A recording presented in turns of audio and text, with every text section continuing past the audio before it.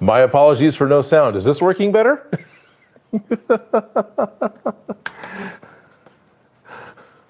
So I'll come back and try this again. Let's see. Let me turn it down a little bit. Attempt 2. Hi, I've got new equipment. I'm trying to learn how to make it work. I wanted to start a little while ago, but I was getting trouble. I spent a while yesterday making sure that the network connection would be okay and I could actually stream out the way I wanted to. No, now that it's Saturday morning and I'm actually trying to stream, I have to go back to plugging in a different way. That's on your end, it should make no difference. On my end, I get slightly restricted with what I can do, and it's just not working the way I want it to. But hey, good morning. Hopefully it's working now. Hi. So I've got, can I increase the font size of the,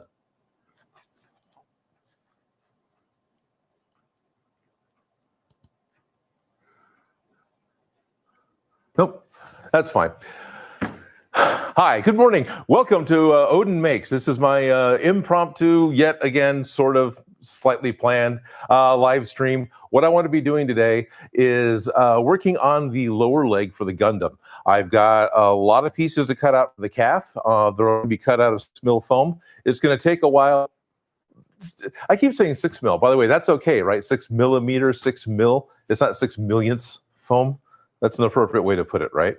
Anyway, it's going to take a little while. So I thought I would turn on the live stream and see if I couldn't maybe talk with a couple of people for the fun of it. So I'm going to give that a shot. Spam F chat. No, I'd rather you didn't.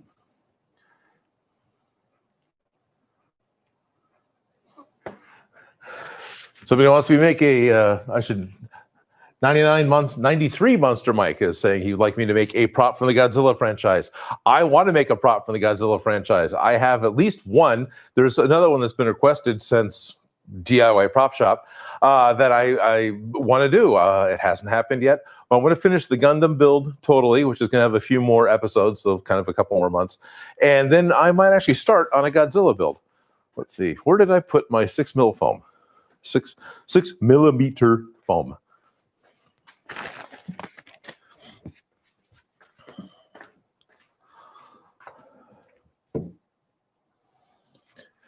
So just as a warning, I'm seeing the chat fly by, but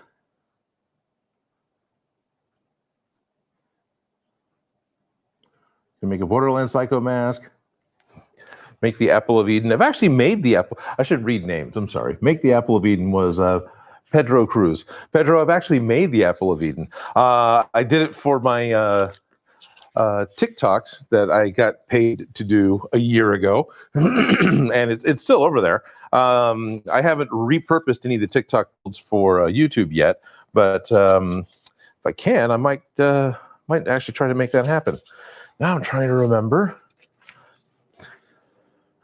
So I'm working on trying to lay out all the pattern pieces that I have for the leg. Now remember a lot of them. So this is the back of the leg. Okay, these are some of the pieces that make the knee. Now I'm going to be honest. Joe has been helping a lot with Armorsmith Designer, and he actually knows the program better than I do at this point. And he's the one that unfolded and made the pattern for the knee. Oh, that's right, they're numbered. Well, I can't read the numbers. Yeah, that's neat. But we had to move the pattern pieces. Now I'm not sure which one's which. So I'm probably going to end up doing is just cutting out 4 of these because this is the back of the actual calf muscle. That's what this piece is. So I'll probably end up just cutting out those to start with because I need it. And there's that. I know that all of these are parts to it.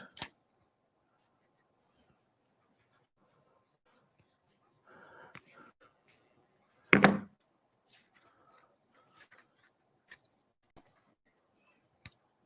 right. There's that. This is the bottom of the.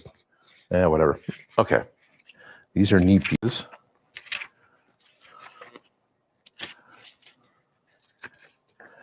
I'll just cut out 4 of the most complicated ones and start putting those together.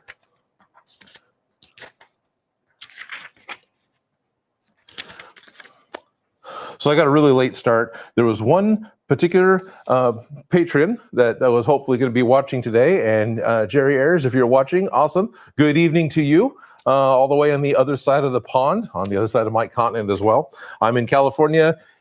He's in well, Britain. Probably saying that wrong, but he's in another country on the same island, but the United Kingdom, but I can't remember what everything's called at the moment because I'm still a little bit frustrated from my equipment not working.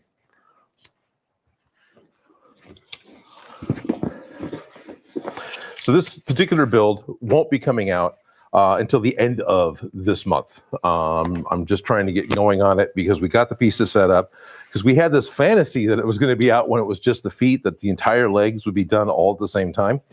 That's not going to happen. So obviously, so now I am trying to work on it a little bit here and there to get it done so it can be ready to go for the end of June. Here's a long one. Luke the Vault Dweller says, ever thought about making a Fallout Power Armor helmet, or do you think it would be too complicated to make due to the complex shape and designs? I was setting up to do a T-51 helmet. I actually ordered gas mask hoses from Russia because they looked right, and I was figuring out some of the parts because I wanted to make the helmet for Fallout 76. Like, well, I guess I won't be doing that right now. So I've got some of the parts to do it. I could still do it. I just kind of got pushed to the side because I didn't want to get social media splash damage because Fallout 76 was not well received. Is it now? Are people happier with it yet? One of the things I like about the HD foam, and I mentioned this the last time, and I'll say it a few more times. By the way, I'm using HD foam from SKS Props. This is I order it from Blick Art Materials online because it is a lighter gray color. The creator Steve was telling me that he's able to use pencil for copying down most of his pattern pieces instead of permanent ink like a Sharpie. The benefit of pencil over Sharpie is, one, it doesn't get on your fingers as much, but the big one is that it doesn't float to the surface of your paint. So that's actually a huge plus.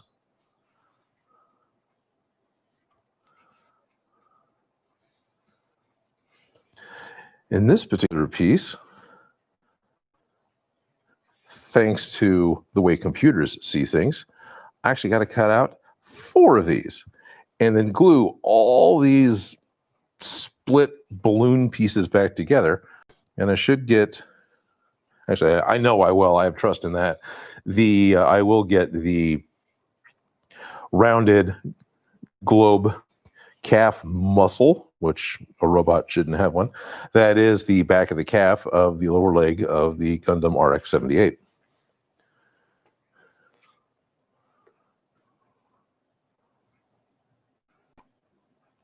Okay, Luke the Vault Dweller is telling me that 76 has been getting mixed reviews, and some would say the Wastelanders DLC saved the game, but he still thinks it has lots of bugs, and others say the game's still trash. It's really hard to come back from a trash rating. So even if it had a couple more fantastic DLCs, there's still going to be so many people that just remember the bag that came out for your helmet, and the game's just going to continue to get labeled as trash. And it's kind of not fair, but maybe it'll come back around. But I'm glad to hear the Wastelanders DLC is working. I was really excited about it, and I wanted to play it. Of course, I kind of realized I don't really play a lot of games. I like to. I like games. I like video games. But I don't play that many because time.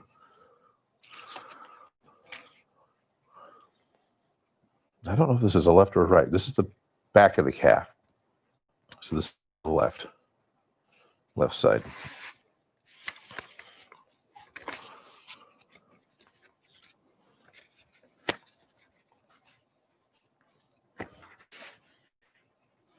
Oh, what I should do is that?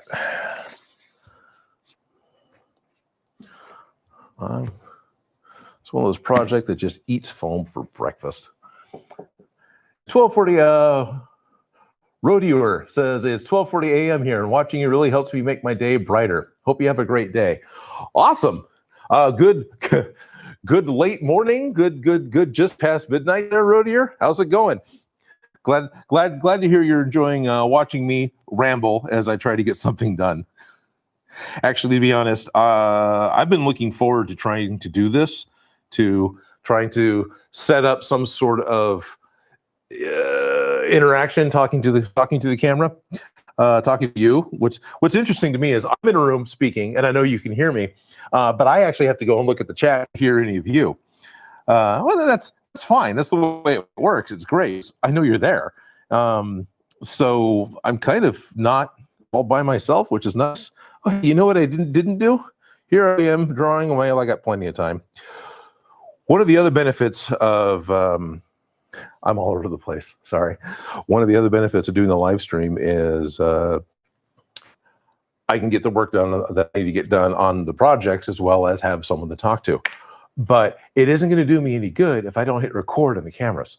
So I've got a number of cameras set up, right? The one I'm talking to, I've got this guy over here, I've got over here, I've got that guy up there, and then I actually have one more over there that's not part of the switcher. All 5 of these cameras I need to actually turn on to record, so I have something to work with for my video in a month. So give me a second.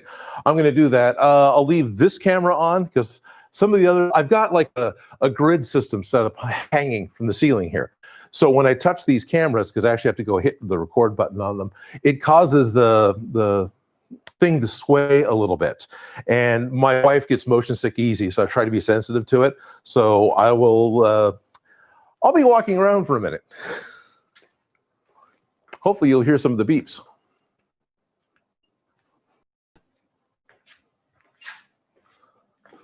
Hello to the back of my head. And then one more.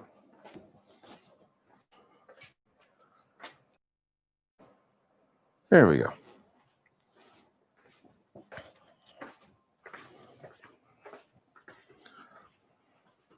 Okay, so I got all 5 cameras running now. All 5 cameras are recording. They got enough memory, they'll go for almost 4 hours.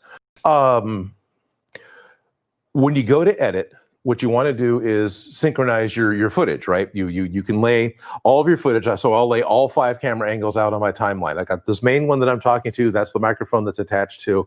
So when you see me speaking, the audio is synced to that footage because that's the most important, because if you can tell when lip sync goes off, right?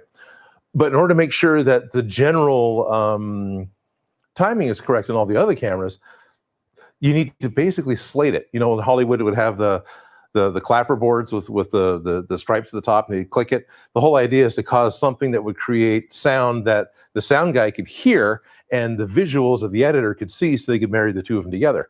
It's still kind of the same idea, but when I do it now, because I can see the waveform for each of the cameras, because every camera has its own little pinhole mic, I clap a couple of times. So my mic doesn't have noise cancellation. Hopefully this isn't too loud. Good morning. So having a few claps like that creates a really big spike in the, it's just I'm not speaking otherwise, a really big spike on the waveform of the audio. And it makes it very easy to see, to sync up all the cameras. And that works for about an hour on the timeline. But even though they're digital cameras, even though there's nothing mechanical in them recording, after about 40 minutes to an hour, the sync starts drifting. And it's just what happens. 4 of these are the identical Zcam model, Zcam E1. They're not available anymore. They're all really good, and they all run at a pretty consistent rate. They barely move at all. The main camera I'm talking to is a Panasonic GH series. It's an old GH3. And that one actually drifts quite a bit. By the time I get to about the end of a 2-hour run, the sync between the other 4 cameras and the Panasonic is off by a couple of seconds. It's really interesting, but it's the way it is, because I don't have sync cables hooked up to all of my prosumer cameras because they don't sync like that.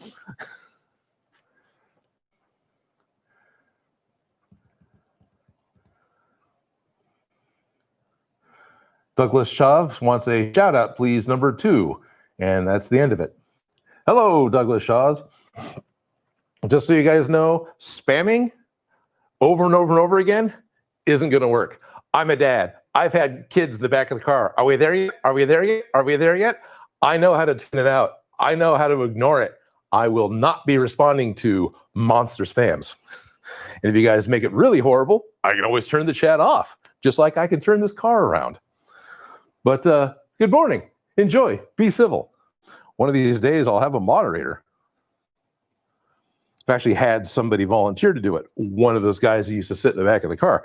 But I didn't give him warning, so he's not here today.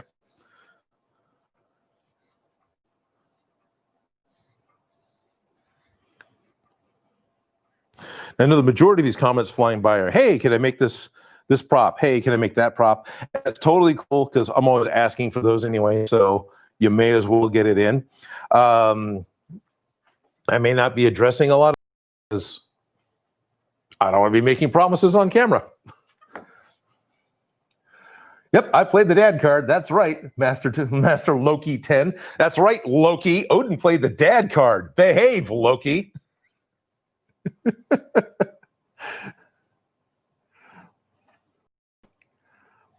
Jerry Edwards says that my He-Man sword and Thundercat sword was great. It was really neat. Thank you. I appreciate that. I'm really happy with both of them.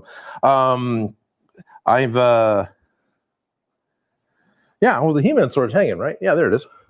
There's a local podcaster that actually lucked out and was gifted the Thundercat sword. So I don't have that in the shop.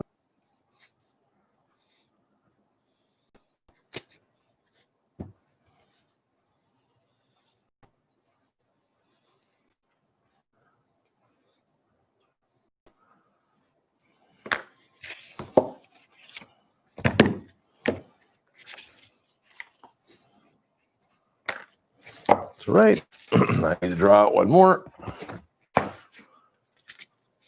Well, one more set. I need to draw out a couple more.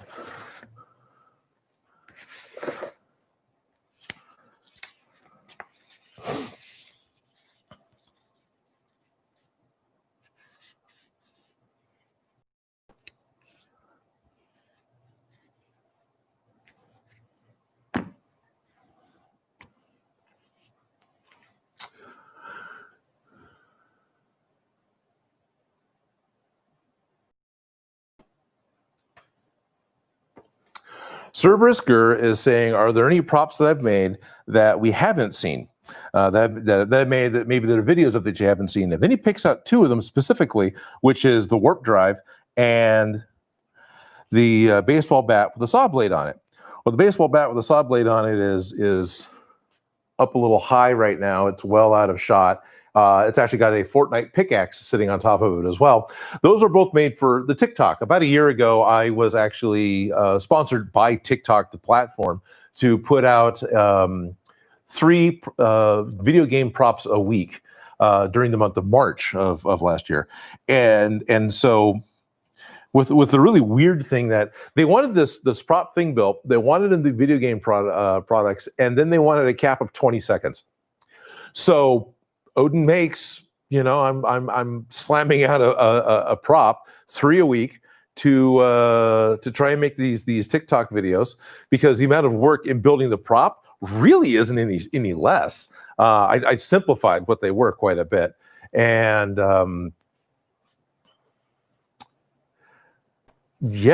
20 seconds as a build. So if you look up Odin Makes on TikTok, if you want, they're there. I probably should put together a video that has some of them on there. I could even maybe bundle a couple of them together, or just make really short videos.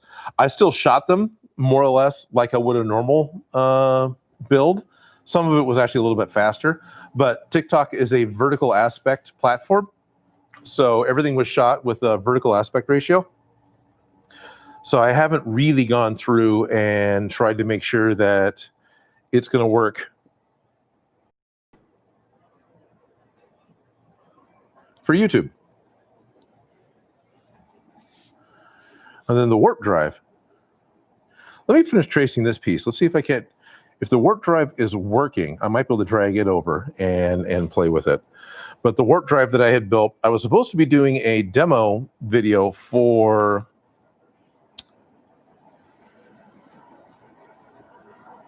the LED company. You can hear the train, right?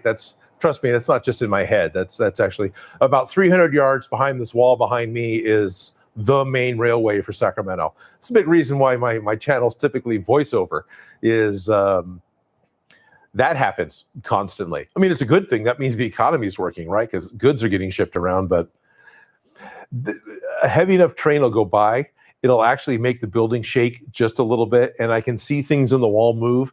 And in post, when I'm looking at the cameras that are hanging, they're actually moving because the train is, the trains are ringing. They're actually moving because the train is, trains are a real thing, and they're big and they're heavy.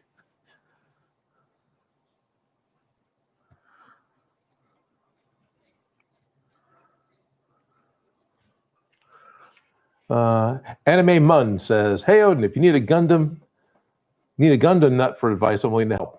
He just built the 160 scale perfect raid. Lots of this myself, he says, or she says, with lots of pistons to paint. I'm not quite sure which one. I'm assuming the RX-78 too, but there's no pistons that. Well, the 78, the perfect raid probably has. It's all good. I've got Joe is actually kind of an authority. Enough of it for me. He was almost hired by the U.S. distributor of Gundam products, Bluefin, to come in to be like a marketing specialist for them, because he's had blogs and he's held panels at Fanime for a couple of decades. So thank you, I appreciate it. But Joe will come in, look at what I'm building, going, "Oh, you decided to change the geometry, huh?" It's like, what? It's a box. How do you know the geometry is off? But anyway, appreciate it.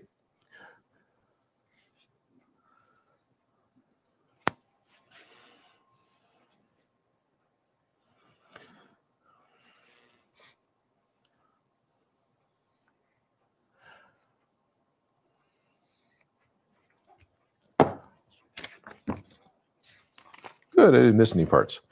And this is up, so this is left. Okay, warp drive, let's see. I'm gonna walk off and go look for something.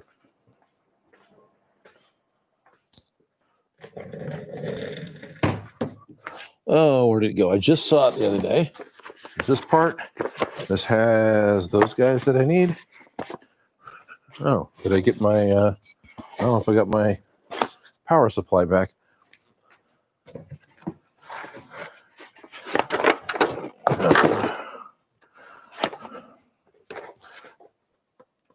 Shop is a little bit messy at the moment.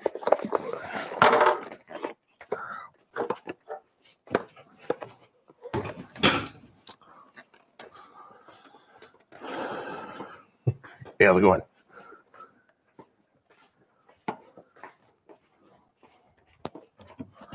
The warp drive. Let me move this aside. So I need to put the guts back into it. The warp drive as a project, which I think I shot this. There's a pair of these. There's one on each side. Can you see the whole thing? My box fell. So these are the metal backs to a pair of huge speakers that used to hang in the studio that were quite old. So when we were taking them apart, I saw these, like, oh, these are really cool. I've only got the pair, but this is exactly the first thing I thought of, which is the red blinky light thing from Star Trek, right? We got the two sides set up. I really want to make a tube that goes around this part. So I have a clear tube over this. This is a translucent, I think it's styrene.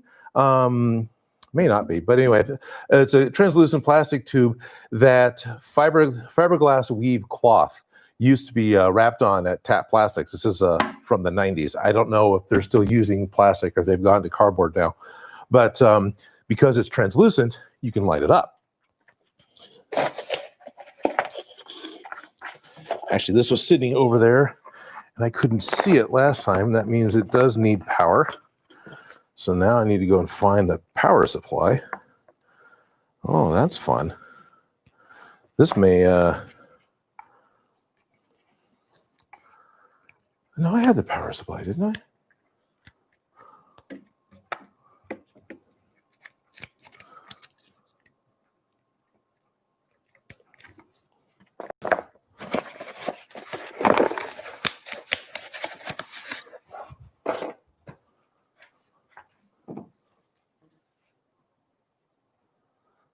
It's controlled with the phone. Let's see if, does the phone even see it? If it doesn't see it, I'm going to need to plug it in to make it work.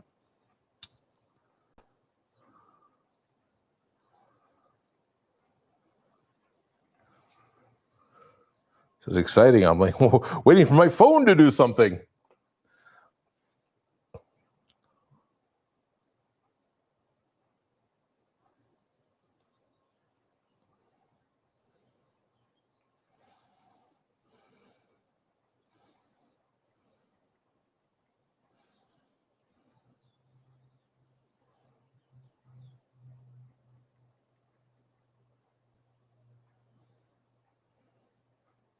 All right, yeah, I'm going to need the power supply for it.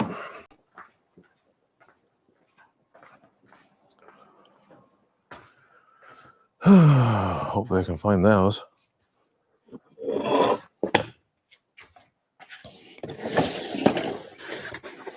Should come as no surprise to anyone that my shop is a total mess outside of what you can see on camera. Look at that, the power supply is not here. You know, I sure hope I didn't loan that out.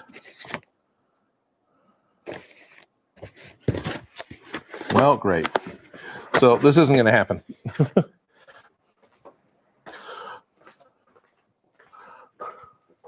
Well, this is a dud again. That's great. I got to figure out where my power supply is. I ended up loaning it out to a local filmmaker, and I'm not sure if the power supply didn't come back. What's inside is a piece of PVC pipe that has a string of individually addressable LEDs that go up and down and back and forth. This little particular box here, made by a company called Rocket Life. This is the light box. I showed this in depth on the Erendite build for the sword from The Witcher. This is a programmable box that's controlled by your phone that can control these individually addressable LEDs in and do a really great light show. There's plenty of other products that'll do that. You can set up, and a Pi or whatever to run it. But what this does is it provides a very graphical, easy for an artist way of programming how the lights are going to work. You can even take a picture of a bicycle, import it into the program, tell it how big the wheel is, and then it knows exactly how many lights are where on the bike. You can draw out where you've stuck your LED strip on the bicycle, and then animate them. As you see, including which ones stay off and don't illuminate. So, as a product, I really, really, really liked it, but the demo video never got made, just like I never did the thing with friggin' Boom Toys. And it's no fault of the companies, it just didn't happen.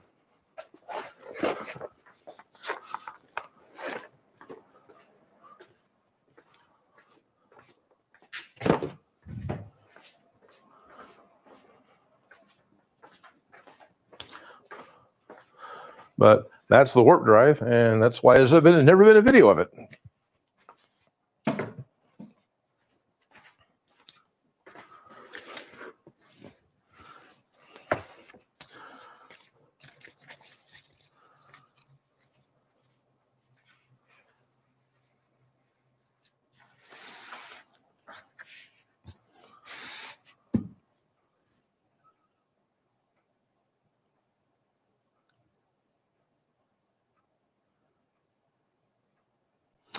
Luke the Vault Dweller is asking a question.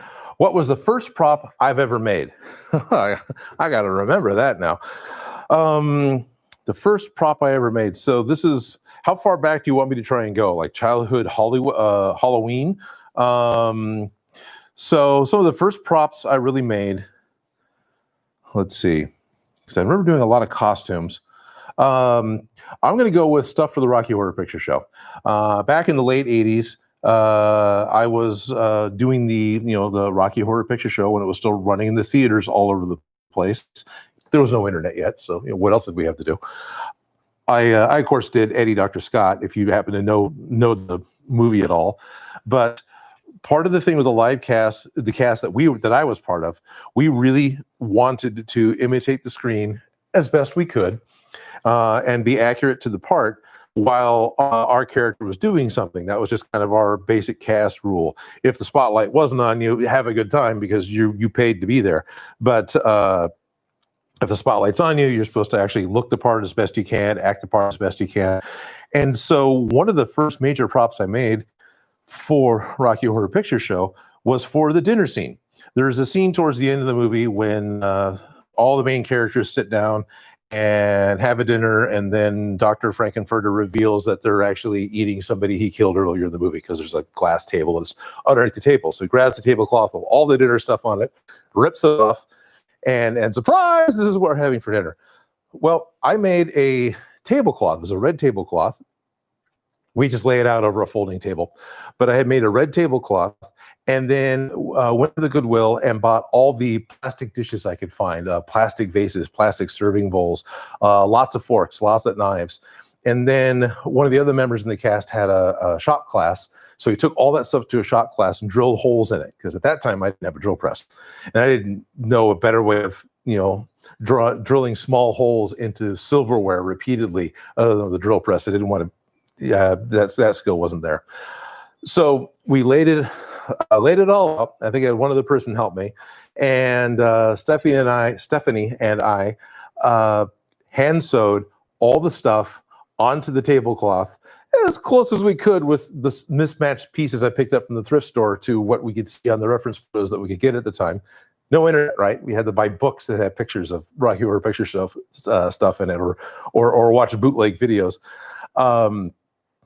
And then once it was all sewed together, we used a big teddy bear as the centerpiece, as what was the piece of meatloaf that they were eating. And then the whole thing could just be wadded up. So at the beginning of the show, you'd lay it out and kind of roll it up sort of quickly, kind of nicely, because there were people that were running around that were the props people, right? They were the stage hands. And so when the dinner scene was coming up, you'd set up the table, you would roll the tablecloth out, everything's connected to it. So bam, it's done, it's set up.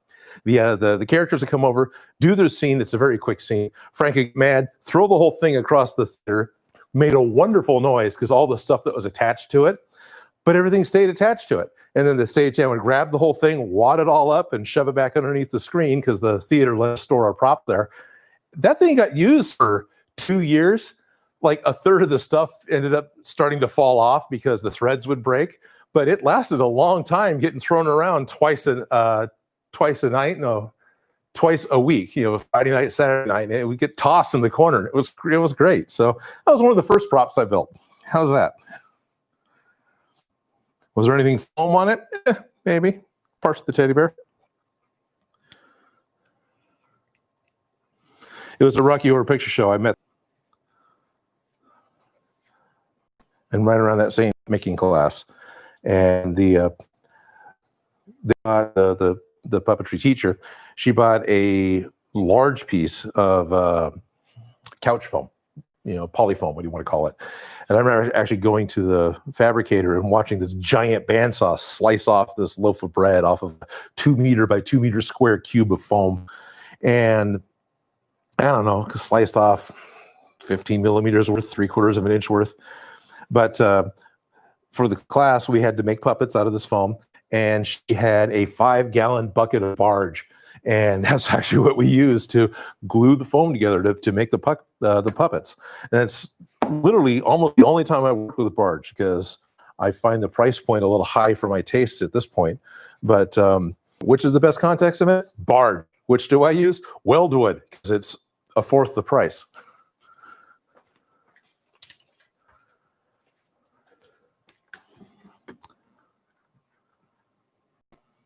Benevolent Beast says, hey, Odin, love your show and your builds. Just a question. Any chance you can still make the laser gun from the Lost in Space gun and the holster from season 2? Oh, okay. Maybe. I'll admit that Lost in Space has fallen off my radar. But I know there's some great props from, well, the original show, the Netflix show. And I really enjoyed the movie up until Blarp showed up. But the beginning of the movie was great.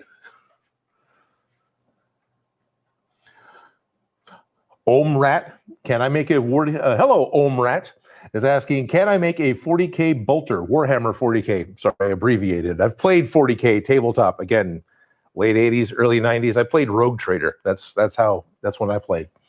But can I make one with my skills? They think it'll turn out great. I'm not against making a bolter. I haven't yet. I don't think I've made anything truly 40K on my channel. I make a lot of things in a 40K style, or at least I think it is. But yeah, I probably could. Someday I really should do something 40K instead of always making stuff that vaguely resembles it in a sense. I really like the Citadel Miniatures style, the way they make their miniatures, the way their sculpts are.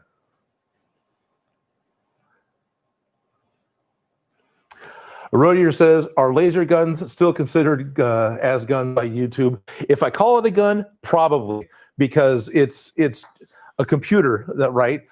People don't check every one of them. It's up to viewer, a phaser, a laser, something like that. Probably okay. But even then, I know William Jakes kind of does, because it's got a handle and it's got a vertical part that sticks out the front. I don't know. Do it. Sure, go right ahead. So that's YouTube pulling the dad card. Oh, Kill Makes Things. He's a patron. Hey, how's it going? I'd love to see Inigo Montoya's sword from The Princess Bride one day, or maybe dead Pirate Robert's sword. Sure. Foils and rapiers. Is that, could I do it? I'm sure I probably could. That would take some thought as to how to go about making something so thin. You're thinking a little bit on that.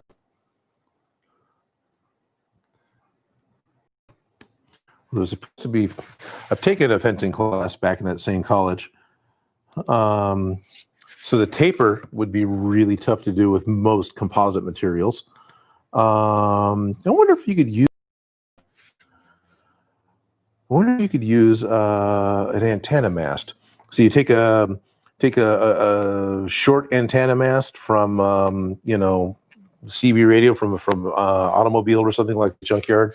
Take all the wiring off of it, and if you wouldn't get enough of a taper out of that you could use it, that would make it effectively con safe, because it's not metal. It would still sting like the dickens. Hell, it would still sting like hell, but that could probably work for the foil, because the rest of it's a handle and the cup is whatever. That can be. It could be foam, because that's what I like to work with, but it could be aluminum. It could be a bowl from IKEA. Toon King Z, let's see. There's a couple of ways I can answer that, and I'll see if I can answer it in both as well as I can. It's probably, I can't remember the name now. It ended up being fine, but I didn't actually finish it to the level that I wanted to. The King hat from One Piece. Oh, I can't remember the guy's name right now. Basically, there were 2 more steps I wanted to do to that, to finish the paint job on it, to attach stuff to it. The whole thing was meant to be a simple, quick build, but I didn't budget my time appropriately, and I ran out of time in order to get it done and to have a video up for the week. So I had to cut the build short. It's clean, at least. I'm not very fond of the Bumblebee face that I built. The helmet itself looks great. I love the back of the helmet. But Bumblebee's face is, because I modeled it after my head cast, it's got human proportions. But if you look at Bumblebee, he's got Stewie Griffin proportions. And so the face is wrong. And I'm not really happy about that. Does he look good? Yeah, he looks fine. But I didn't get what I wanted out of it. So what's my least favorite prop maybe that I've seen in a movie or TV? Well, let's ignore TV. TV has really restricted budgets, and it can be a movie or TV. Well, let's ignore TV. TV has really restricted budgets, and it can be a lot of fun, the creative things that they do to get around budgetary problems with TV. And I've seen some really low budget movies. Crash spaceship, they got a call for help, literally grab the handle of an old Bell telephone with the cord going back to the control panel, trying to call for help from their crash spaceship. It was done on purpose, but that was fun. So one of my favorite bad props. This is not the question. What's my least favorite? But okay, one of my favorite bad props. Triple X with Vin Diesel, right? Their action, what is it?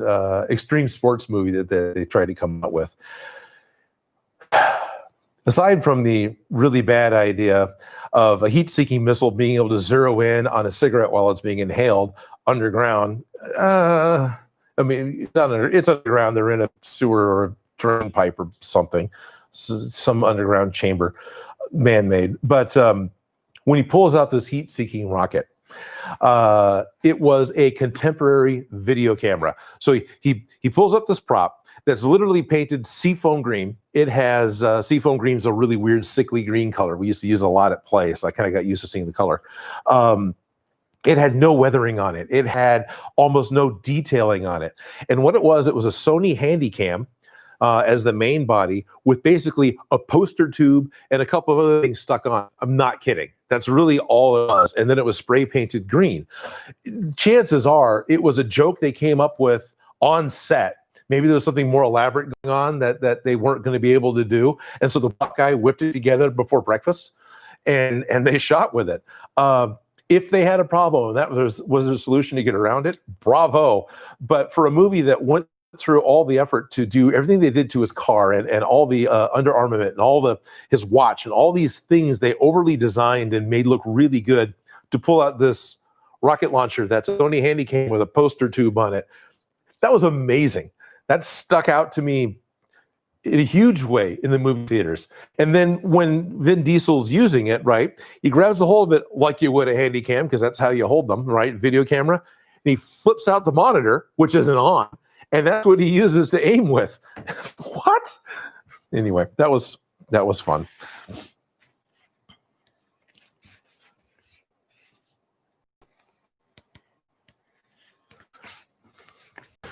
One point in time, I was thinking about maybe trying to make a channel that talked about bad props, but this seemed like a better avenue. Actually, just make them. I've always enjoyed building stuff.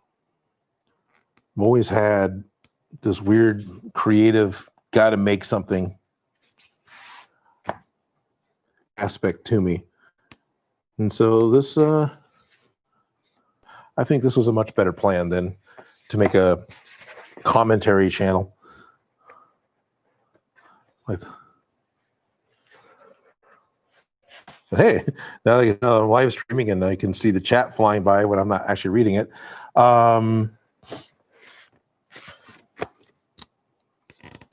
There we go.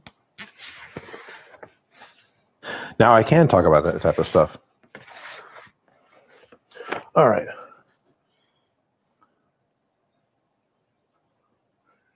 Toothpick 19 says, Odin, going, I'm doing pretty good. We were supposed to be, so Nerd Podcast Radio, for everyone who's listening and aware of this, they were the first podcast that I came on that I've been on more than any others, Nerd Podcast Radio. And I know they're on SoundCloud and they've got a Patreon, which I actually support. And I was supposed to be on again. They've got a fantasy cartographer. She does all the maps for Paizo and Pathfinder. The two of us were supposed to be on for an episode, and that hasn't panned out yet. I hope it does, because I actually went up to Super Vegan Brian's wedding in Portland. I'm in Northern California, so I went to Portland to his wedding because he invited me. He's like, yeah, sure, why not? And so I got to meet the cartographer Erica there, and I think her name's Erica. And anyway, she's got some great stories, and that was a lot of fun. So it was really great getting to meet you guys. So I've met the majority of the people from Nerd Podcast Radio at this point, and hopefully I'll be on the show again soon.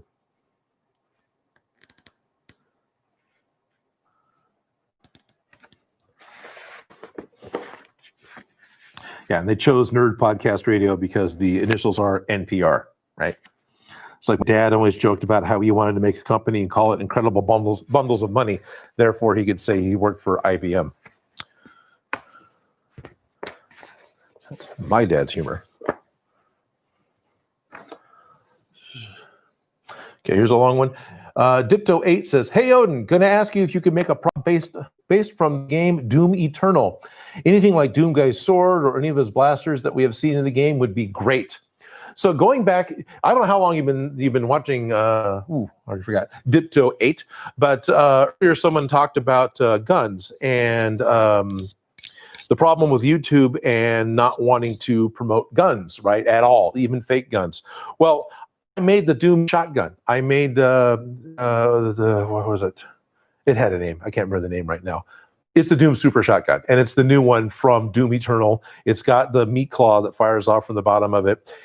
I tried to make it the right size, so it's freaking huge. I was actually really happy with the prop when I ended up with it because how quickly I put it together, and I was really happy with how it looked.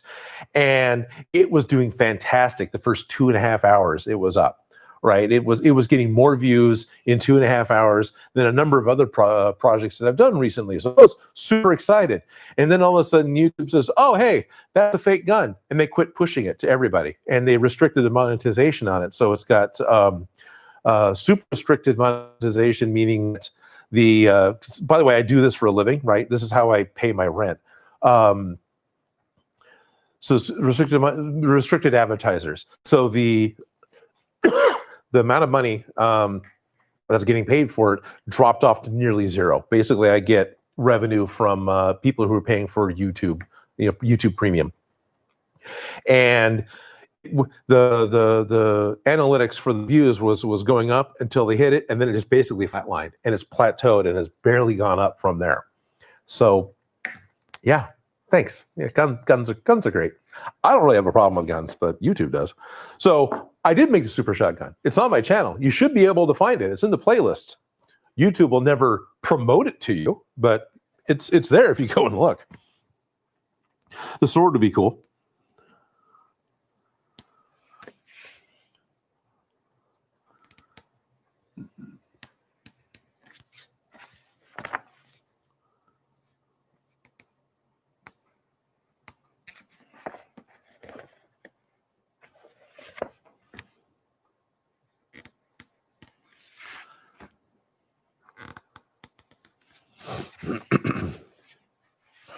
Spinning this thing around.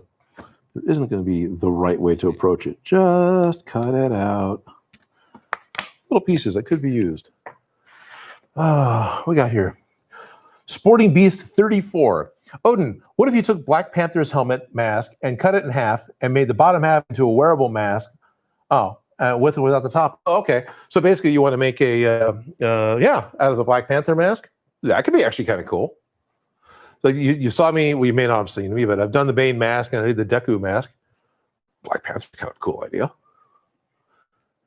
That's actually small enough and subtle enough you could actually wear it. It would be bulky. The one time I wore the mask at Costco, I've only worn it at Costco once so far. That went over well. The cashier didn't care. She laughed. I got plenty of people who knew who it was. Had a couple of other employees enjoy it and ask me about it. I got one guy that checked out my channel because of it.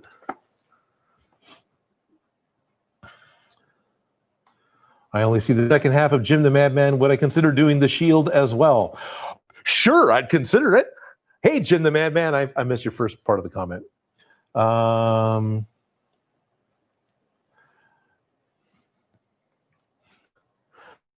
what is that? By the way, I'm nearsighted, so I really have to lean in and be able to see the small text. I've got to, now that the optometrist is open, I've got an appointment in a couple weeks. Maybe I'll get contacts so I can actually see the computer again. But Gautam Krishna was Krishna, yeah, Gautam Krishna just says, "Hey Odin, Hey, pardon me as I butcher your name. Hi, Gautam. How are you?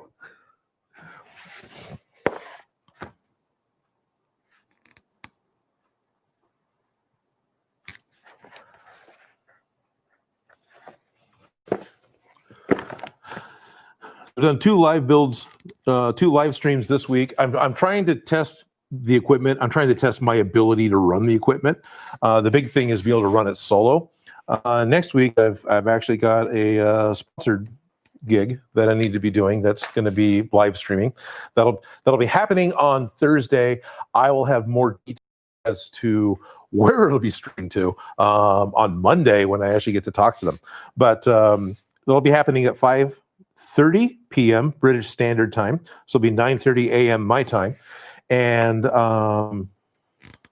it'll be streaming somewhere.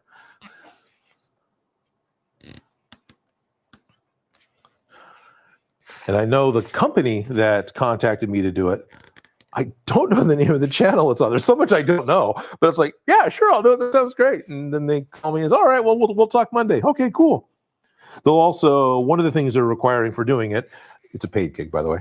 One of the things they're required for doing it is to do a YouTube post about it. So those little, I'll be doing that as well. So hopefully it's on YouTube because they want a YouTube post. But I will find out the specifics of what exactly they mean by that Monday.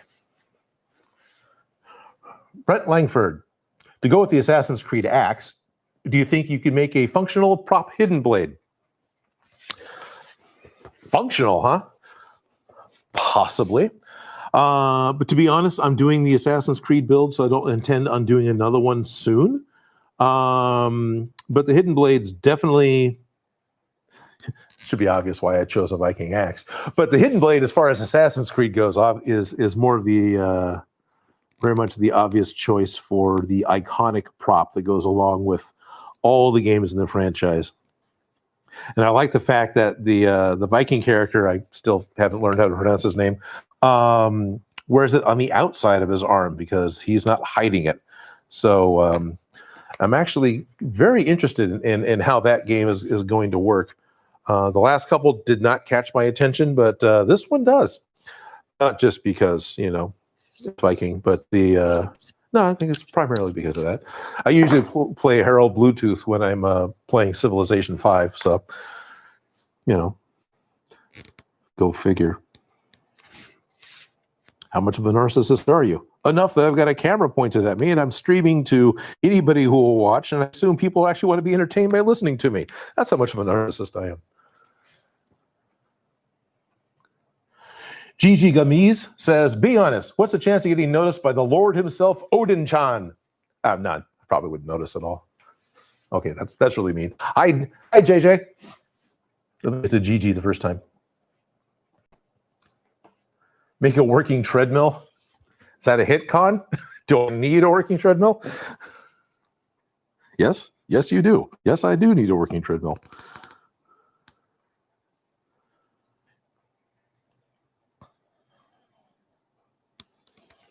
That would be interesting.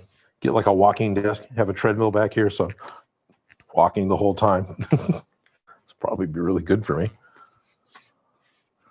That's a bummer. Got a bad cut.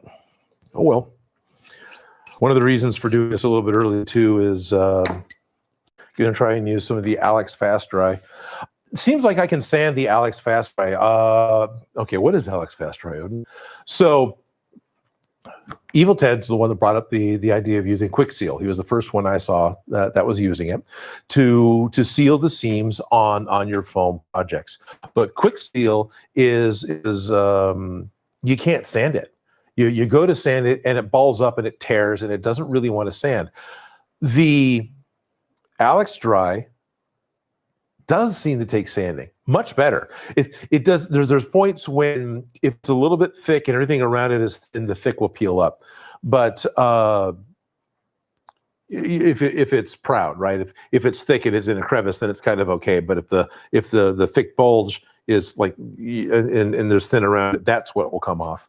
The other one that I was using that was working is there's a flexible spackle, which I think is still an Alex product. Those two seem to, yeah, you can actually sand. Yeah. It's still Alex. So this is the DAP Alex, all these DAP products. Alex Flex, flexible spackling. I've used this. This is what I think I used on, I have to watch the video again. So I think what I used on the Mandalorian helmet, and then I got tubes of it that I've used on the Gundam helmet and like the Rex helmet.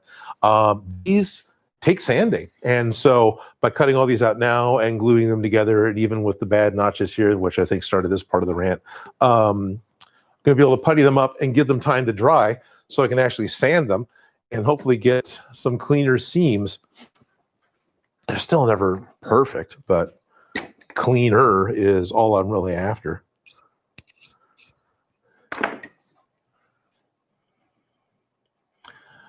Oliver Baron says he would really like to see. It's Oliver. Oliver.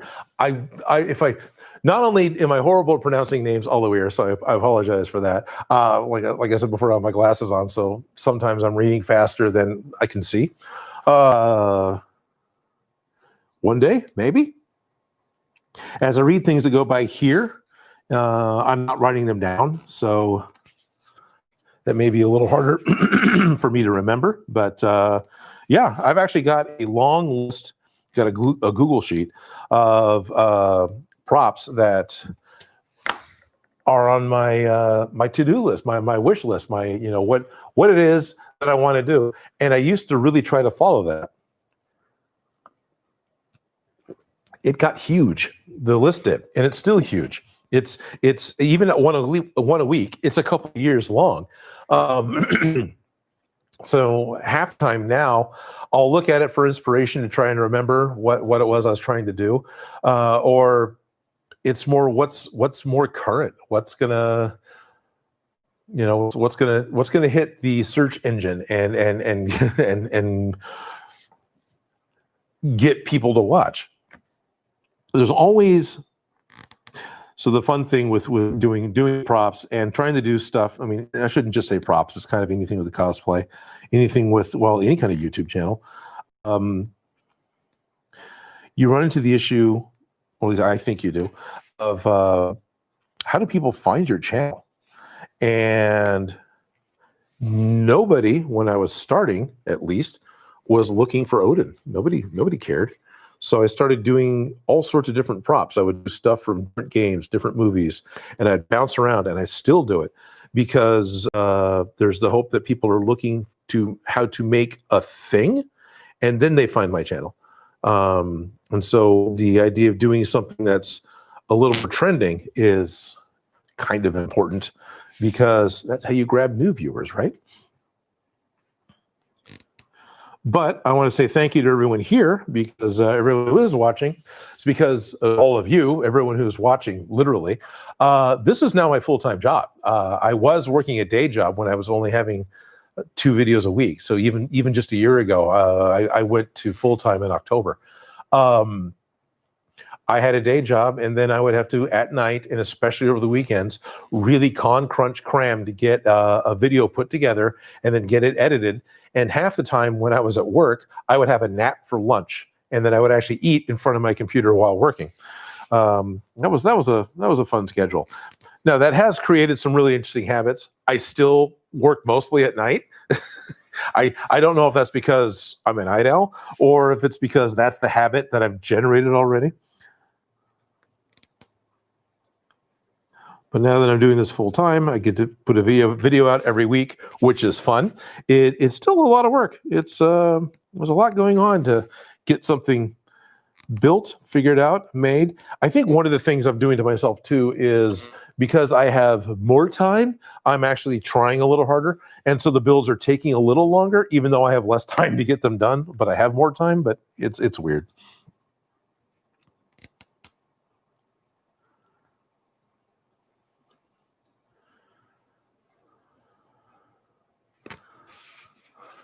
Come on, split.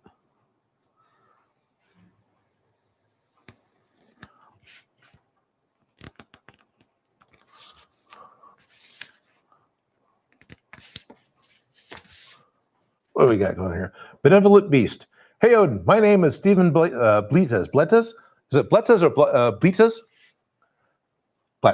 Bletas, like beta, right? Bletas? A supporter. I'll continue to support you to be safe for these crazy times. Thank you, Benevolent Beast.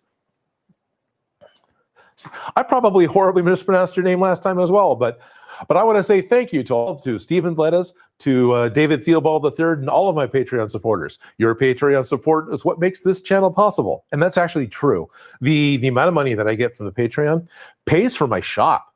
I have grown to the point that there's no way I could do this out of my garage. I do have a home. I have a home I can go to. And so my shop is separate. It's about 20 minute, half an hour drive from home. But the Patreon support that I have pays for my shop. So it pays for my internet here. It pays for my electricity here. It pays for the rental of the space here. And that's not cheap. I've got a really great deal. I've got a fantastic deal for the amount of space that I have, but it's still not cheap. It's another mortgage payment. And so thank you guys. That literally is what is paying for the space for you to be able to be here. And I really do appreciate that. I've even got somebody new. So there was a new $2 Patreon. Oh, I don't have the name right now. But there was a new person that came on just this week. And I have so one of the Patreon benefits that I have at the $10 level, I send out little cloisonné pins. And these are enamel pins. It's probably out of focus because this is a fixed focus camera. But this is, it's just like a Disney pin. It's a metal backed pin. It's baked enamel. It's the logo. And so I send these out, and I've got one I've got to send to somebody that's in the UK, which means I have to go to the post office and actually do international postage because it's international shipping. I just haven't got there yet. I need to do that today to get that sent out to her. But yeah, this is the $10 one, and I'm still trying to play with ideas as far as what can I do. What else can I do? What I really need to do is figure out how to do something that doesn't require me going to the post office, right? Something that's repeating, because it's a $10 thing. Great, here's your thing once. Well, what incentive do I have for people to stay at the $10 level? And that's okay. You know, I'm not complaining. I am at all. Thank you guys. Thank every one of you. I just got to do something else, right? Maybe do more of these as an exclusive, which I wanted to do Patreon exclusive stuff, but the group, when I was trying to do exclusive stuff before, was the group was small enough that I go through making something and then it gets 9 views. And while it is vitally important to do something to say thank you to the people who are actually trying to support my channel, it's really rough to put the effort into shooting, editing, producing, and getting a video out that gets 9 views when I don't have time to do that, right? So maybe I can figure out how to do live streams that, well, I guess I could do unlisted live streams, right? So that's the first one. That's the first one of 4. This is going to take the whole time to do. Sorry, I keep clicking, by the way. I try to edit those out. I'm being aware that I'm doing it now, so I'm causing this clicking motion. I'm clicking my tongue. Something I'm going to try to work on not doing.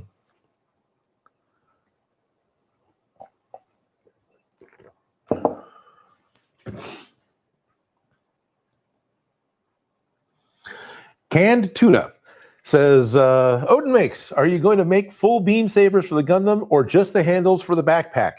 Yes. The plan is to make a full beam saber that actually lights up, and as well as make a pair of handles that go in the backpack.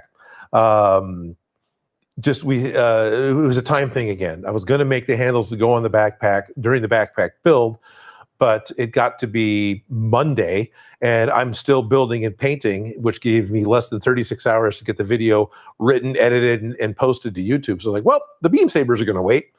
So yes, we're going to be doing armament as soon as we get done with the legs. I think we're going to start moving on to doing armament, and want to make the beam weapons, want to make the shield, and so want to make the beam sabers. I've ordered a RGB Cree LED from LED Supply, which is the place I've ordered all of my LEDs for all the lightsabers and beams. No, I haven't made beam sabers before, but all the lightsabers that I built.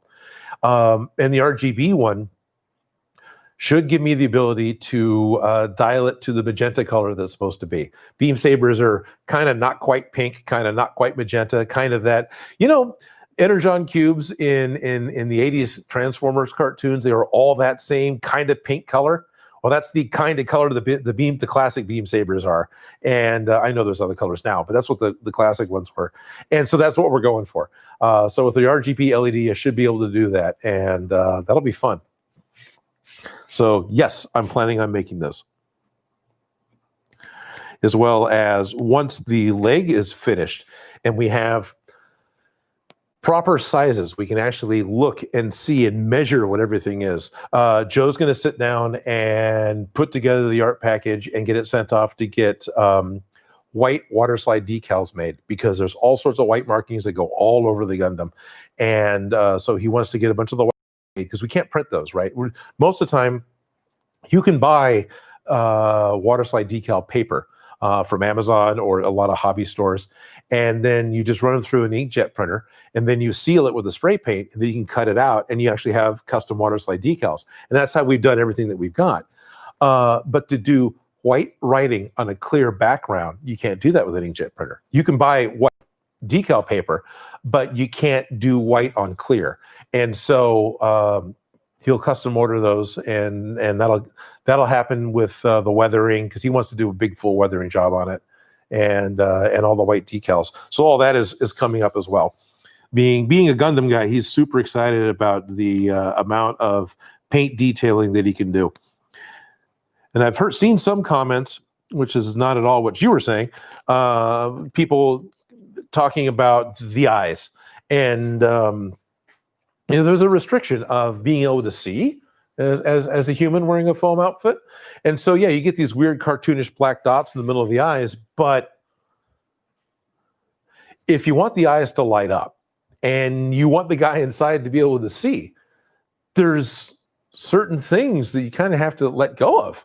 I could replace the eyes with gold-colored sunglasses, right? Go to the dollar store, buy a pair of sunglasses that have like a gold metallic tint to them, and then I could replace the lenses with those. Don't make them light up. You never see his eyes. He might actually have better vision, but they won't light up. And so that's why we decided to do it the way we did it.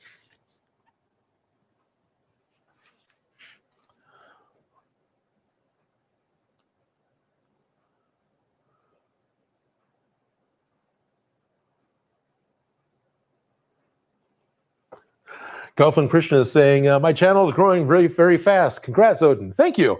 And that they always recommend my channel to all their friends. Well, that's awesome. Thank you very much. Yes, it is growing very fast. Where I'm at has been just over 3 years, which is really amazing, and very grateful for that. And thank you very much for recommending to all the friends. There we go. There's a lot of cutting out. Sorry, it's kind of a long, drawn-out build, but this is what was my plan for today.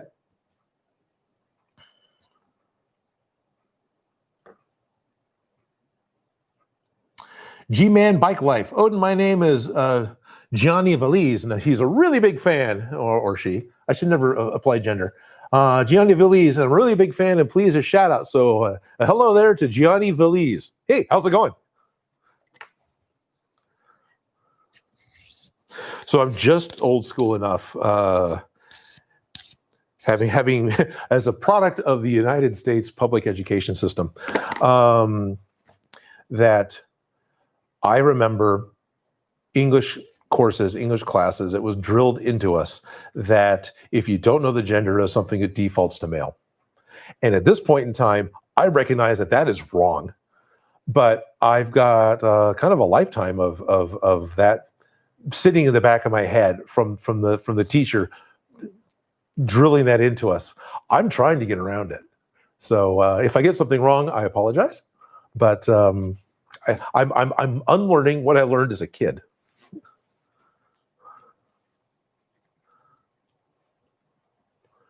I have a text. Could be an important text.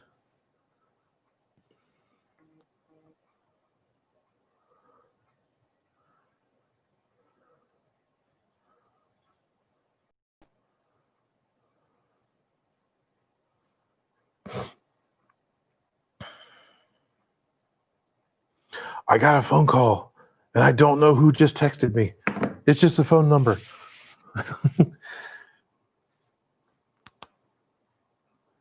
It might be Duncan, if you got a new number. I don't know.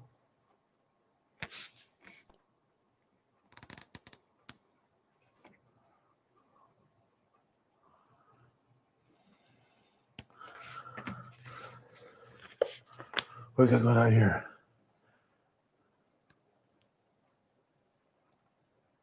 Oh, Cassie the nerd. Hey, it's Cassie. How's it going? It's from my old job at PBS. So I used the day job I talked about. I worked at the Sacramento PBS station called KVIE. That was the call letters for the station. I was a video editor for KVIE, and I worked with Cassie, who's now on there. So absolutely, big friendly shout out, hi to Cassie, who was always fun to see when she was there. She was kind of an on-call employee, so she wasn't there every day. So when she did show up, it was like, oh, cool, she's here. And you actually get to talk to her. And yes, how's it going? In fact, her dad has done a lot of the custom music. There's some, custom's the right word, right? What is it when you ask for specific music made, original music that I have on my channel? There's 3 or 4 tracks that I use. And he wrote all those. And I actually need to get a hold of him again and not only pay for the ones that I've got, but commission some more, because even though the majority of the music I have on my show, I legitimately bought and I actually have the rights to use, they still on occasion get copyright flagged because it's just bots that do it. So like the Doctor Strange Eye of Agamotto, because there was parts of that video where I wasn't speaking, it was just the music for 20, 30 seconds. That one got flagged. And now you're in a copyright dispute. And when you go into a copyright dispute, supposedly all the money sits in escrow. So when it's over, it ends up coming back. It never did. So Eye of Agamotto was a dud as far as effort goes and rewards because of the copyright dispute, because of the music. So I need to get hold of Mr. Reed and get some more custom music made. But hello, Cassie. That's awesome. I'm glad you're watching. Walking my way through it. I saw it go by, and now I'm not seeing. Let's see. Pace Corral says, hey, Odin, huge fan of your work. I was rewatching the Facehugger video, and you mentioned building costumes for Gwar, and I was wondering if you performed on stage as well. I did mention costumes for Gwar. This is going to come up a lot, which is great. I'm fine with this. Costumes for Gwar. I didn't actually make Gwar costumes. Those were cosplay. They were just cosplay in the 90s before I had ever heard the term. So no, I've never performed on stage with them because I was never a member of Gwar. But the costumes that we made, which there's an Angel Fire website called Warriors West Coast, Warriors, they have pictures. That was the outcome of doing Rocky Horror Picture Show, right? Because that was the same friends, and we ended up putting together a Gwar group, and we did that as Halloween costumes, right? So we would go around, we work on the costumes a little bit every year. We got the basics done the first year, the second year improved them, third year improved them. And it was all done for Halloween. We'd run around to Halloween contests, run around to places where you could wear such costumes, you know, place where you can wear a costume that doesn't have pants.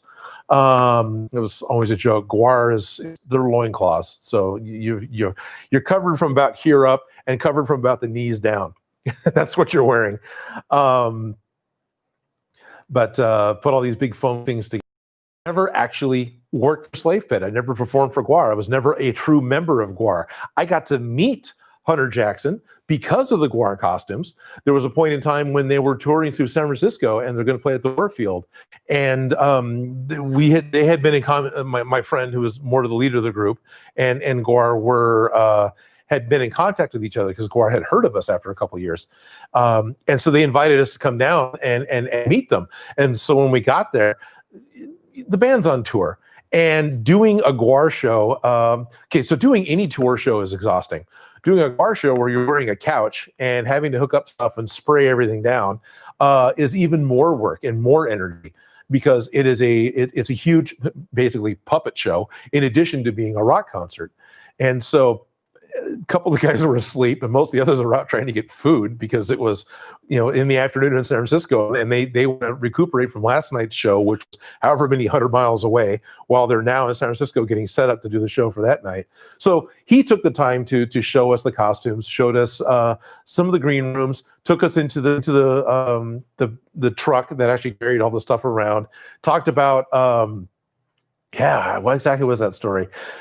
Guar costumes, because of the amount of abuse they take and the amount of fluid that they get drenched in every night, require a ton of maintenance, especially on the road, right? So to some extent, there are pieces of the costumes, at least in the older concerts, older tours, pieces of the costumes that were made on the road. So the costume that came back isn't the costume that left the slave pit. And so he's talking about the guys being stuck in the back of the rental box truck, trying to repair costumes while they're on the freeway, right? So they're boxed up in this box truck, no air conditioning, no venting, contact cement and spray paint inside of this little box, trying to get stuff made for the next show.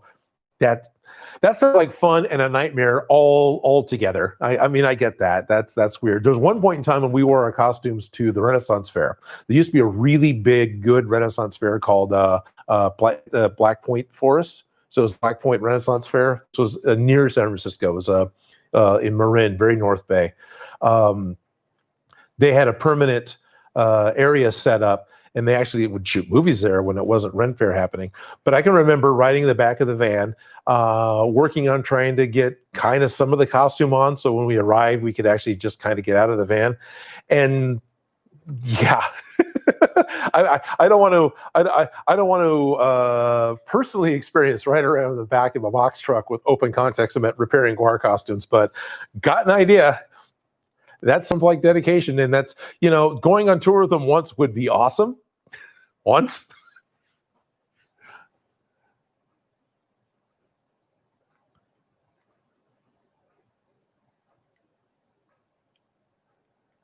Hasmakhan says he's very sorry about the treadmill joke. Can you accept my apology? Sure. I don't know if the treadmill, things are going by fast enough that I'm missing the majority of the comments, and I apologize for that. Khan, I don't know if you were specifically making a joke about my weight. It's okay. I'm heavy. I know that. I've always been heavy. There's never a point that I wasn't heavy. Yeah. Could I use a treadmill? Absolutely. Could I use better dietary choices? Absolutely. Could I use portion control? Yeah, that would help. No, it's all good.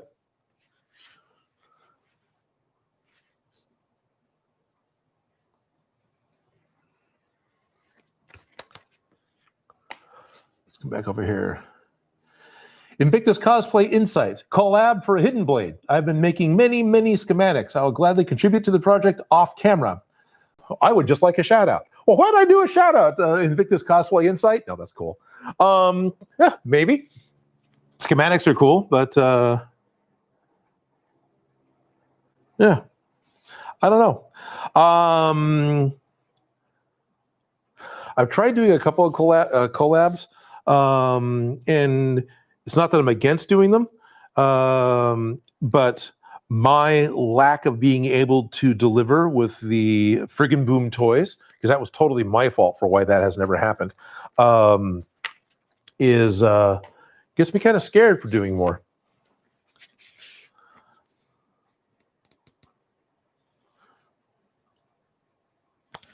When I've had people come here, that's worked out.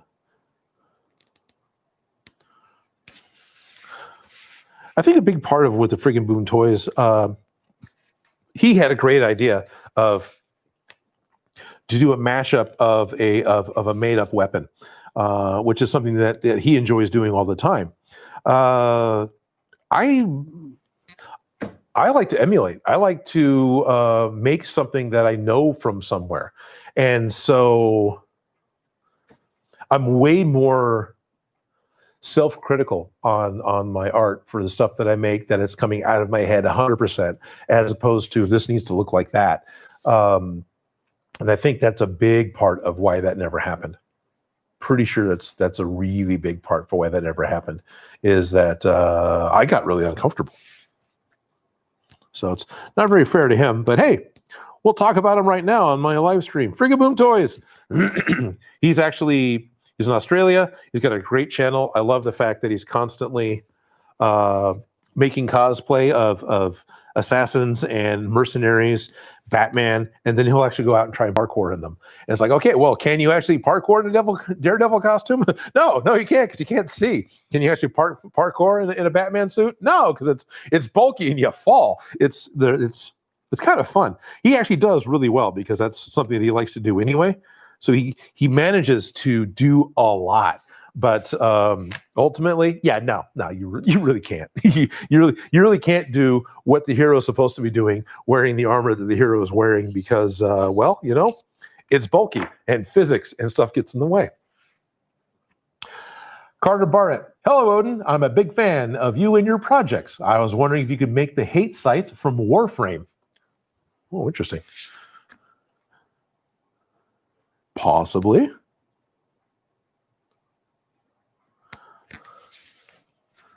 I'd have to look it up. I've almost got two cut out.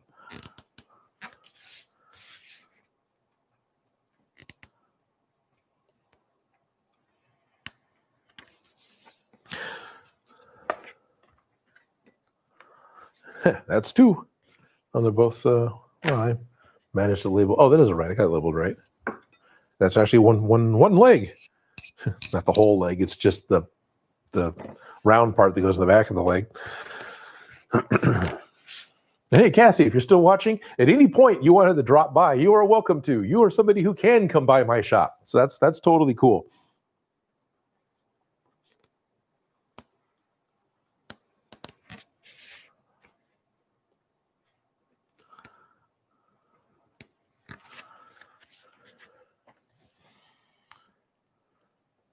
Groovy Myers just says, greetings.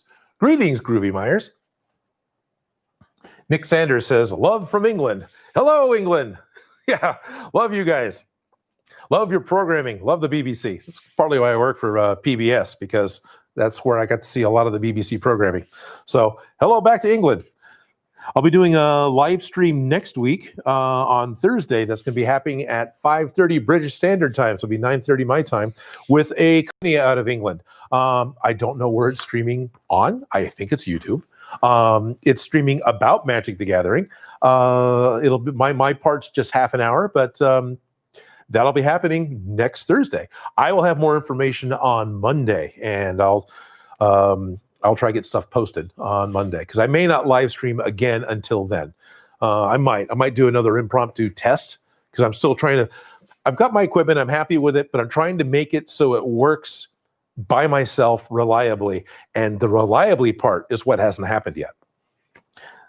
I was half an hour late today, because even though yesterday I rearranged some things, tried to reinstall some things, get some stuff going, and everything worked great, like twice yesterday. And then this morning, computer says no.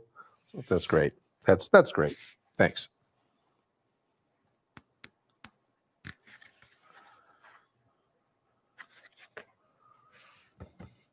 Louis Orzico. Odin, have you considered making something Legend of Zelda themed? Yes, I've considered it. It just hasn't happened yet.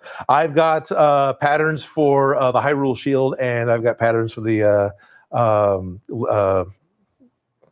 sword. Wow, I had the name, but I lost it. And there was a point in time for one of my sons that I actually tried making a hat and some other fairly simple Link parts.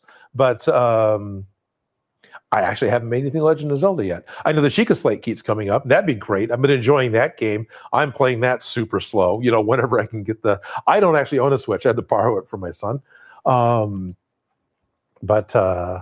Yeah, I've been enjoying that. Which one was that one? Breath of the Wild, a lot. Well, the Shazam logo got my attention. Mr. Aylwood. Hey, Odin. Awesome to watch you live. Love the videos. Thank you, Mr. Aylwood.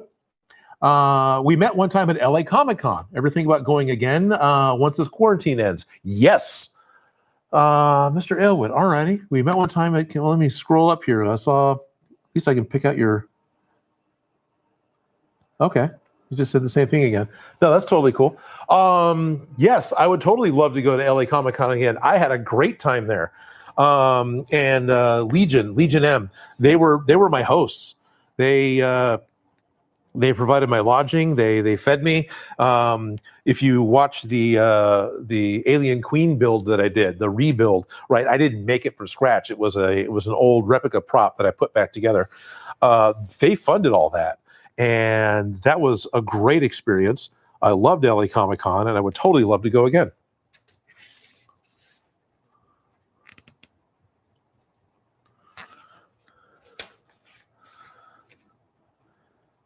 It's just when is cons going to actually happen again, you know? And then when cons happen again, how big are they going to be? Are they going to be safe? Is it safe? Can I quote Marathon Man? Do you guys have any idea what that is? I mean, I'm still okay and willing to go, but I'm just really afraid that cons are going to be pretty hard hit. I'm kind of afraid that the attendance is going to be way down for the foreseeable, the short-term future. I could be very wrong, and you know, in a way, hopefully, I am. But yeah, cons are great. Love meeting you guys. Love talking to you guys. Love going to. I always enjoyed cons anyway, but now that I do a YouTube channel and people actually seem to be excited to see me, cons are even more fun. Go figure. But yeah, I would totally love to go again.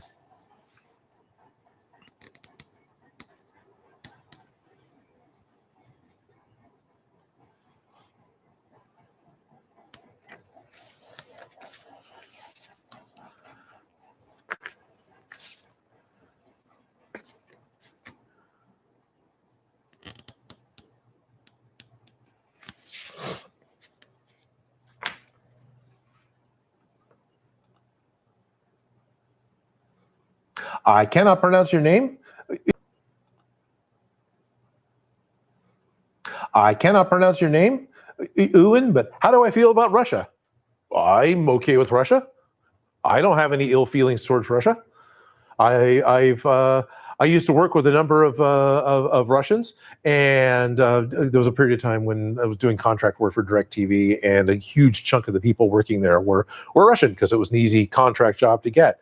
And because of that, I got to see a little more of their family and a better selection of the people, because it was the highest concentration of people that generically say they're from Russia. They were from all sorts of different countries that were connected, but it was easier for them to say that, which I don't blame them. There were a couple that were a real pain in the neck. Most of them were great people, and I don't have a problem with it. I have no what am I trying to say? I have no ill feelings for Russia. I don't dislike. I enjoy a lot of the art that has been put out. I enjoy the. There was a game that was going to come out, and then I think it turned out to be not real, but it was a kind of a Fallout sort of game. It was supposed to come out last December. That was taking place in Russia. It was developed by a Russian company, but apparently it was more of a way of laundering money. Maybe this is rumors, and I could be totally saying the wrong thing. But man, I wish that game would actually come out, because that thing looked great. Just, you know, imagine Fallout, but behind the Iron Curtain. That's what that game was.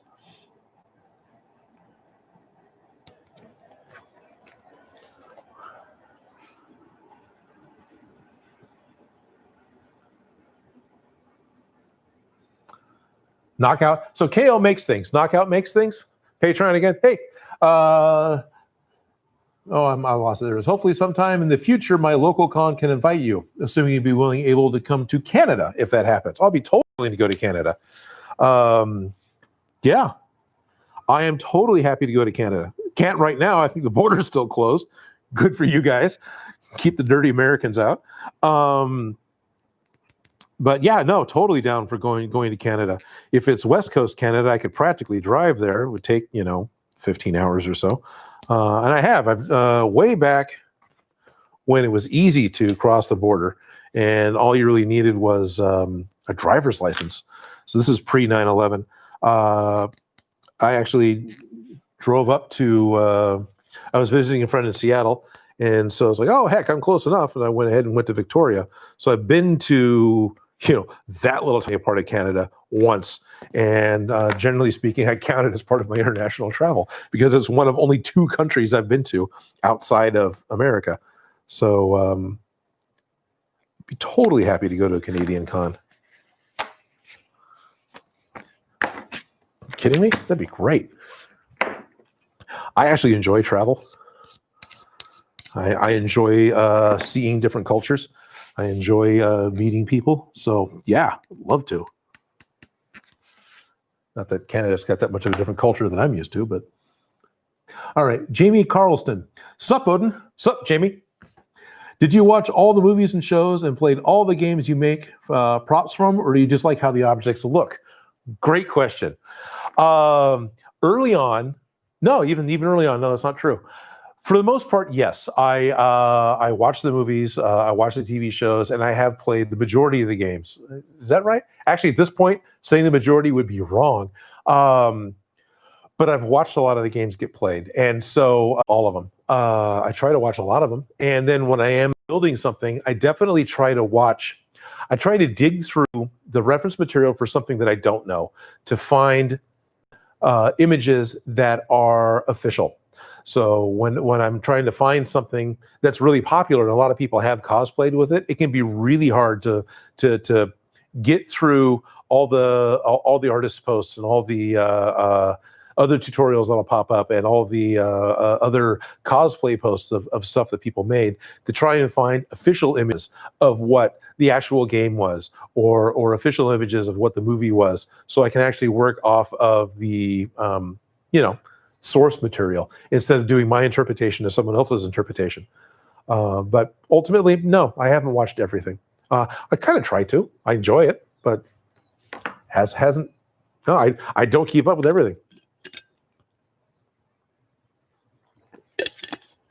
I've built Gundam models. I've seen a few episodes of Build Fighters. I've seen a few episodes of Unicorn. That's it. I'm haven't seen that much Gundam. Never played Witcher. I've never played Final Fantasy VII, but I've watched both versions get played. It's still make the stuff because I like the way it looks.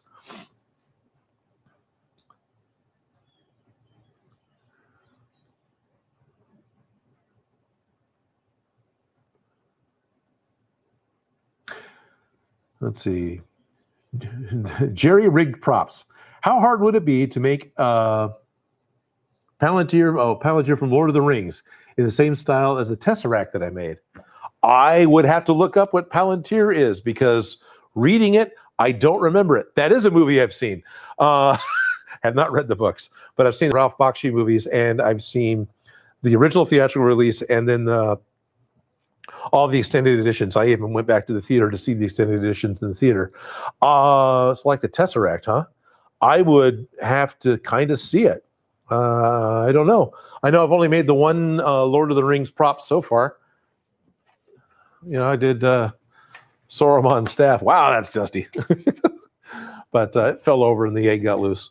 Yeah, I could certainly do more. As far as themes and genres of movies and comics and video games, I like science fiction. I like post-apocalyptic. I like science fiction. I like technology type stuff. So fantasy doesn't appeal to me as much. I still enjoy it. There's Lord of the Rings is great. Excalibur is great. what is this? The Sorcerer is horrible, but it's great. It's an 80s movie with a triple-bladed sword that two ends fire off from compressed. Oh God, it's bad. It's great. But that's just not what I'm drawn to. That's not my go-to entertainment.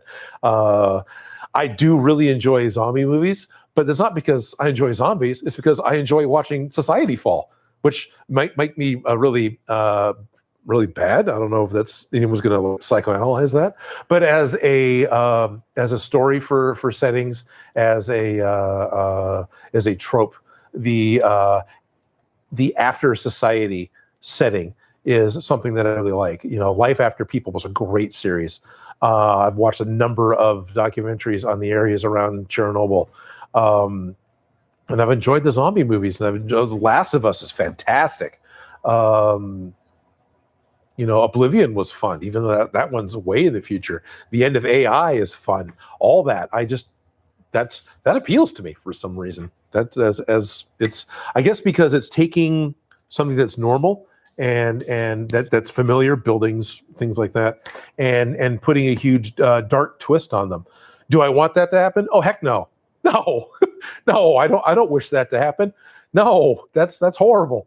But as a fantasy thing, as an entertainment on a movie, I like seeing how people dress stuff up like that.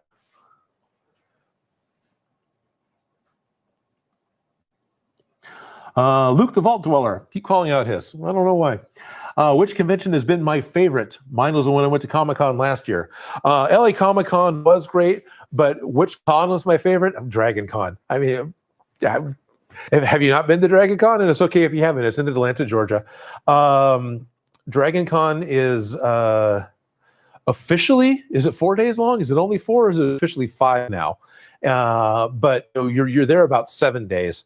And it happened, and it has grown to the point that it takes over downtown Atlanta.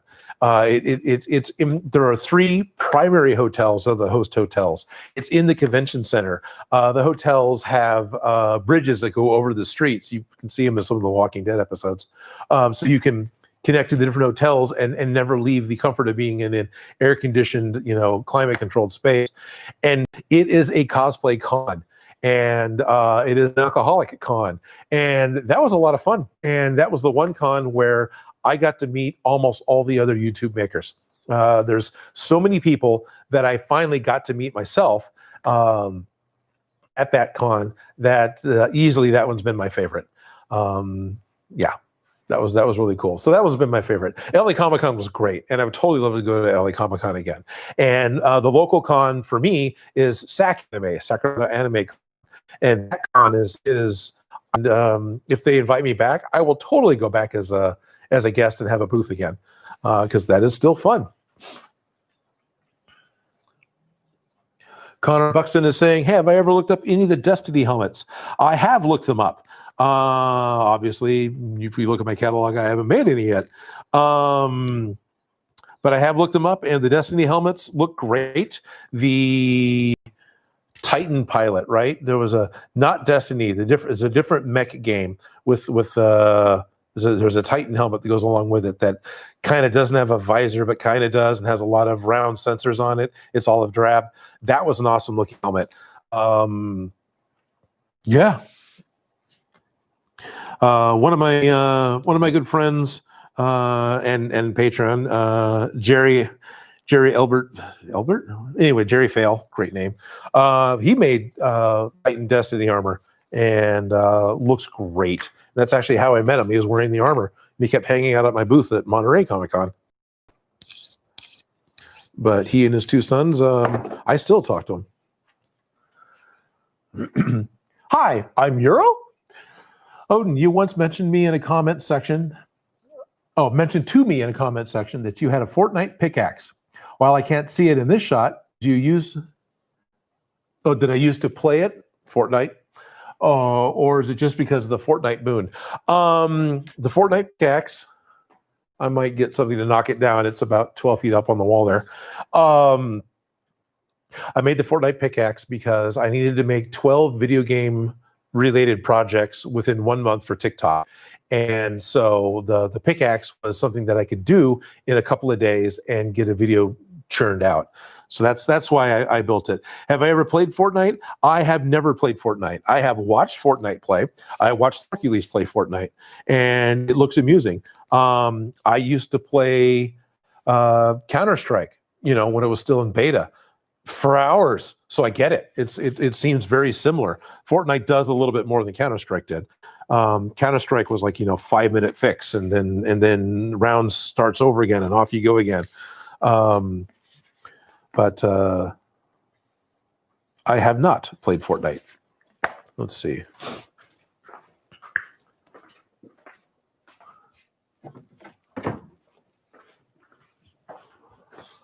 Oh, get a pipe. Oh, this is a bad idea. Oh, man, that seems to work out. Only knock down the Bane mask, and that'll survive it.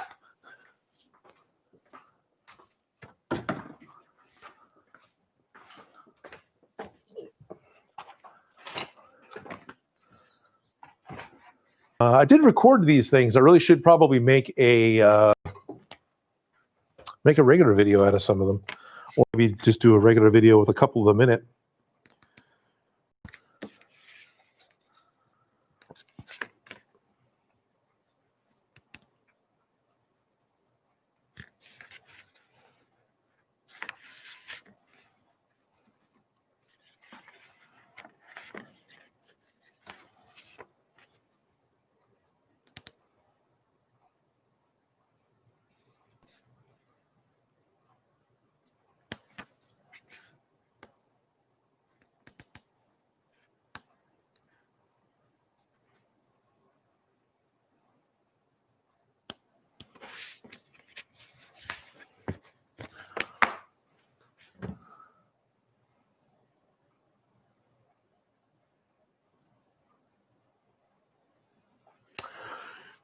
Joshua Michael Jackson is asking, "Hey Odin, have I made an alien treasure prop?" I'm not sure what an alien treasure is, so probably not. I've made alien props, but I am not really sure. I have to look that up. Yes, Morokotopo. I absolutely agree. Stop spamming.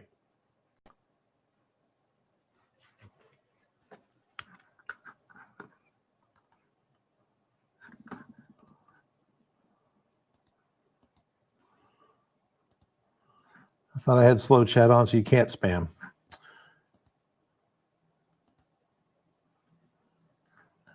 Yeah.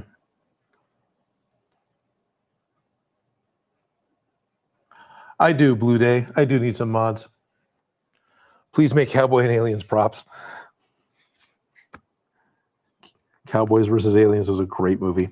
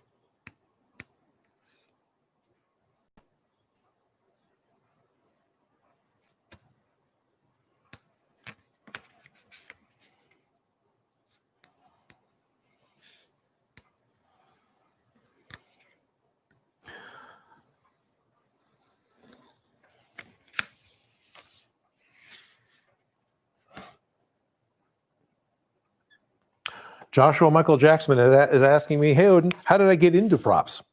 Sorry for the long bit of silence there. To be honest, it's really hard to actually get any comments that are worth talking about right now because there's too much junk in the way. So how did I get into making props? Because of trains. It's just an extension of making things. I've always been creative. I've always enjoyed making stuff. I can remember making little clay dinosaurs and stuff. My mom actually kept them for the longest time. They're barely dinosaurs, but she thought they were great. What got me into it? I really enjoyed rubber monsters. I really loved the old Godzilla movies because I knew that they were rubber suits and I knew that they were models.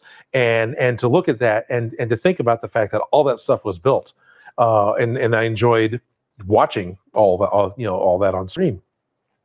And got into the characters too, of course. But so those two things, the fact that I've always been creative, always had this urge to make something, never honed my drawing skills,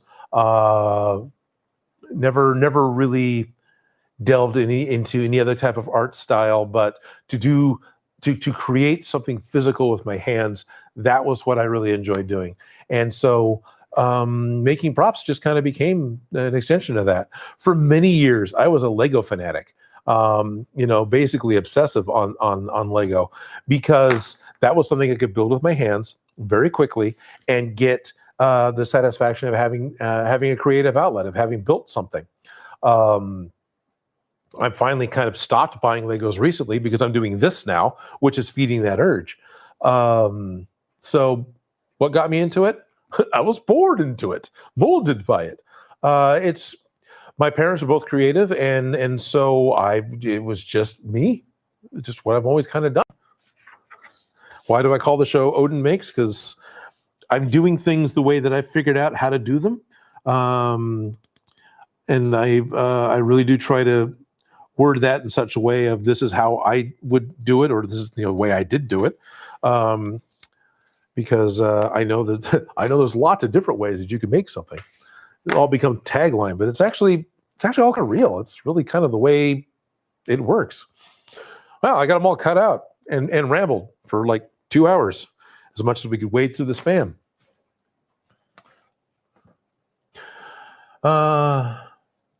X6R1M XRA3PE. Oh, I see. It's Reaper Mirrors backwards. Hello, Odin. My name is Reaper. I'm a huge fan of your channel. The first video I saw was a Zero Suit Samus weapon and the Matrix of Leadership. I love the work that you've been doing and keep it up. Right on. Thank you. Yeah, those are the Zero Suit Samus gun was the second Odin Makes episode that I actually shot. And my older son was a cameraman on that. And that's the only episode he's been a cameraman on. I want to give that a try. So, that's not that much fun. Don't blame him. It's not. I mean, it is, but it's not. Not long term. Cool. Yeah, thank you. That was fun. I remember make the gun for Smosh. There was a brief time there for a few years where I was art director and doing props for Smosh. And there's Super Smosh Brothers 4, which it was one of the rap battle videos. It had the villager from Animal Crossing and Zero Suit Samus and all fighting against Mario, I think. I made Brittany's Samus gun out of wood, and that was kind of fun. So I was like, all right. I ended up borrowing that. I might have it around here. I don't think I gave it back to them. They didn't care. So I redid it in foam for my show, and the foam one's much better. So yeah, thank you. Ortagato says, I'm so butchering that name, and I'm so sorry. Have I ever done any Overwatch props? I have not made any Overwatch props yet. I've talked about doing it, but it hasn't happened, and there's no really good reason for that. There was a point in time when I was looking at trying to do Tracer's guns, because there's a pair of guns. Like I could make one and I could 3D print one, but it hasn't happened. I think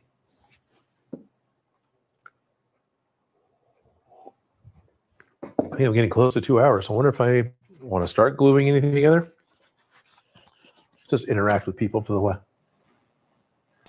Wolf Rider says, hello, I've been watching your videos for a while, and I started with the Gears of War rifle.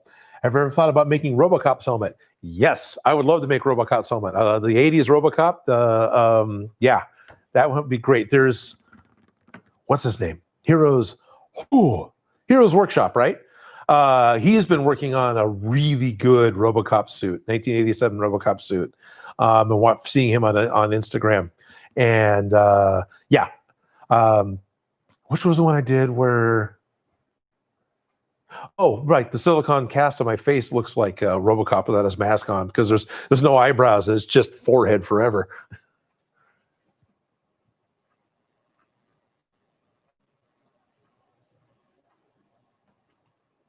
James Schmidt is saying, "Hi, I love Gundam and I have made a few Gundam suits. Would you release the files that I use to make the Gundam suit?" We've talked about it, and maybe is the best I can say at the moment because we're how far in we are on it, and I think only the head's the only one that's really been released so far. I'll make a pattern. Right, whether it's if it's printed from Armorsmith design, that's kind of easy. But if I'm tracing it onto cardboard and figuring out the pattern, well, now I got to take my cardboard pattern, scan it into the computer, ideally, clean it up so it's easier for all of you to digest.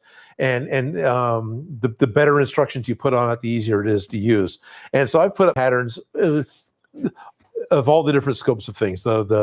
The Infinity Gauntlet pattern is just the scans. It never got line art and still hasn't. And I've seen plenty of people make it, but all it is, it's literally pictures, the scans of my cardboard. And then the last couple ones that I've done, like with the tech helmet and some of those, have a lot more instructions and details baked into the pattern. And that takes a lot of time. And that's really what it comes down to is I've got 7 days, right? 7 days to air. I've got 7 days to build, shoot, edit, and release a prop. And if I'm spending a day and a half after that's done to clean up the pattern for putting a pattern out, now I've got 5.5 days to get the next prop build. And that becomes a vicious cycle. And that's partly why a lot of the patterns haven't been released. So the Gundam one, we've talked about maybe doing that. But that actually might be a pattern I charge for because that's going to be a book. I mean, it's not, but basically it's going to be a book. So that might happen, but if it does, it's going to be some work to get it put together on our end.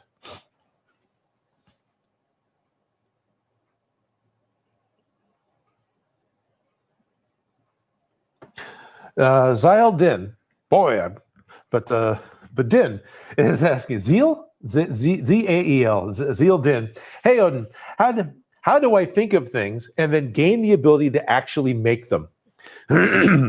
So when I think of thinking of things, if I have to think of something, it's usually an assignment, right?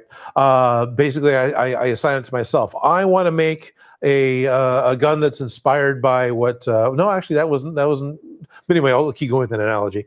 That was inspired by Guardians of the Galaxy. So how would I go about doing that? While that is an appropriate statement, that's the wrong one to say because that hit. How do I think of things? I see shapes. So I'm looking at a space helmet. I don't necessarily see that it's a space helmet and all these complicated parts. I see the basic shape of what it is. Okay, this part's clear. This part's a shell. There's a box on the side, and then there's all this detail that goes on top of it. But I see rudimentary shapes first. And in the case of the Guardians of the Galaxy gun, the grocery store I was in was clearancing some suet bird feeders, which are just cages you fill with suet, which is it's a way of feeding birds. It's like grease and nuts and things, whatever. It makes this thing they can peck at. But I picked up 2 of them, stuck them together, and went, that's a cage. I could make a gun out of this. And so then I grabbed a couple more because they were cheap and you have extras in case you break something. And then I realized, I could take 2 of them and then stack 2 of them on top of each other and get this big double-barreled thing. And it kind of worked from there. And then a lot of this stuff at that point becomes found art, right? Found objects because I don't want to. I'm not really good at creating three-dimensional objects in the computer because I've always done stuff by hand. So if I go to the thrift store and pick up toy guns, I can build off of that, and it's very easy for me to work that way. So that's that. Or I would get an assignment from Smosh. Hey, we need this thing that does this thing. Can you do that? Sure. And then you think about what's the thing that it has to do? How does it have to work on set? What part is the only part that the camera is going to see? Building for the camera is actually easier than building for a con. For a con, you have to have 360-degree viewability, and you need to be scrutinized from arm's length away, right? But you build for video or film, it has to look good from the camera's point of view. And 3 feet away can be an operator who's out of frame, right? You could have somebody right here, just underneath the table, operating the pump to make stuff squirt, and the camera will never see it, so that's fine. So it's actually easier to build for the camera. How do I do it?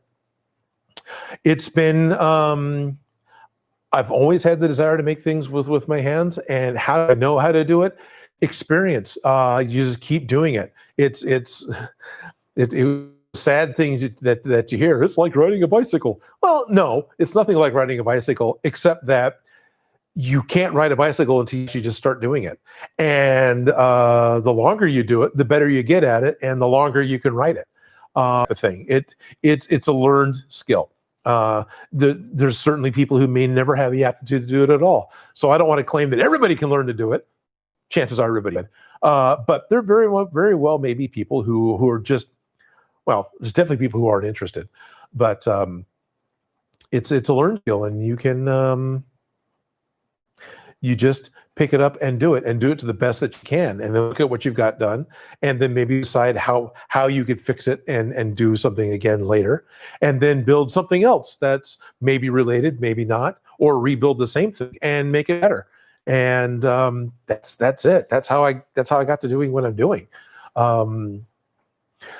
For the longest time, I kept buying like yoga mats and camping mats for my foam and couch foam. I didn't know about EVA foam until I started doing DIY Prop Shop. So how long have I been working with EVA foam? For as long as I've been making videos on the internet.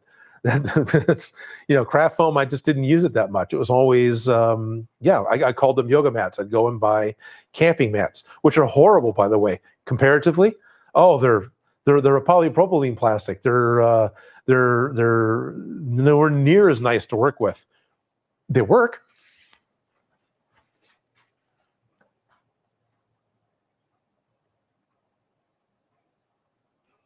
Dragon Knight 16 says, Odin, you should make the BFG 9000 from Doom Eternal. And if you can't do that, just make the Doom Slayer helmet. I have patterns for the Doom Slayer helmet from Heroes Workshop and permission to use them, but I ended up making the shotgun instead. I'm not sure why. That just kind of happened. BFG 9000, I made one based off the movie for Smosh. So that was one of those really quick builds. It's video game items were real, I think is what it was. It's got Link and a fire flower for the thumbnail, and in the behind the scenes, I'm actually in it. Anthony talks about the sweet BFG that I made, so that's where you can see it because it's with them wherever it is in LA now. I've got nowhere, so I have made one. Would I make another one? Yeah, maybe. Hi, I'm Euro. Odin, have you thought about make a Reddit to host a competition among fans? I actually have a subreddit, or Odin Makes, so I've got one of those. Or does your video schedules take up too much of your time to do Reddit videos? Basically, yes. My workflow still isn't set up to be efficient enough to take on a lot of side work stuff. So that's why I don't do commissions. And to make Reddit videos, not sure. But right now, my attention needs to be really focused on YouTube because because that's how I pay my bills.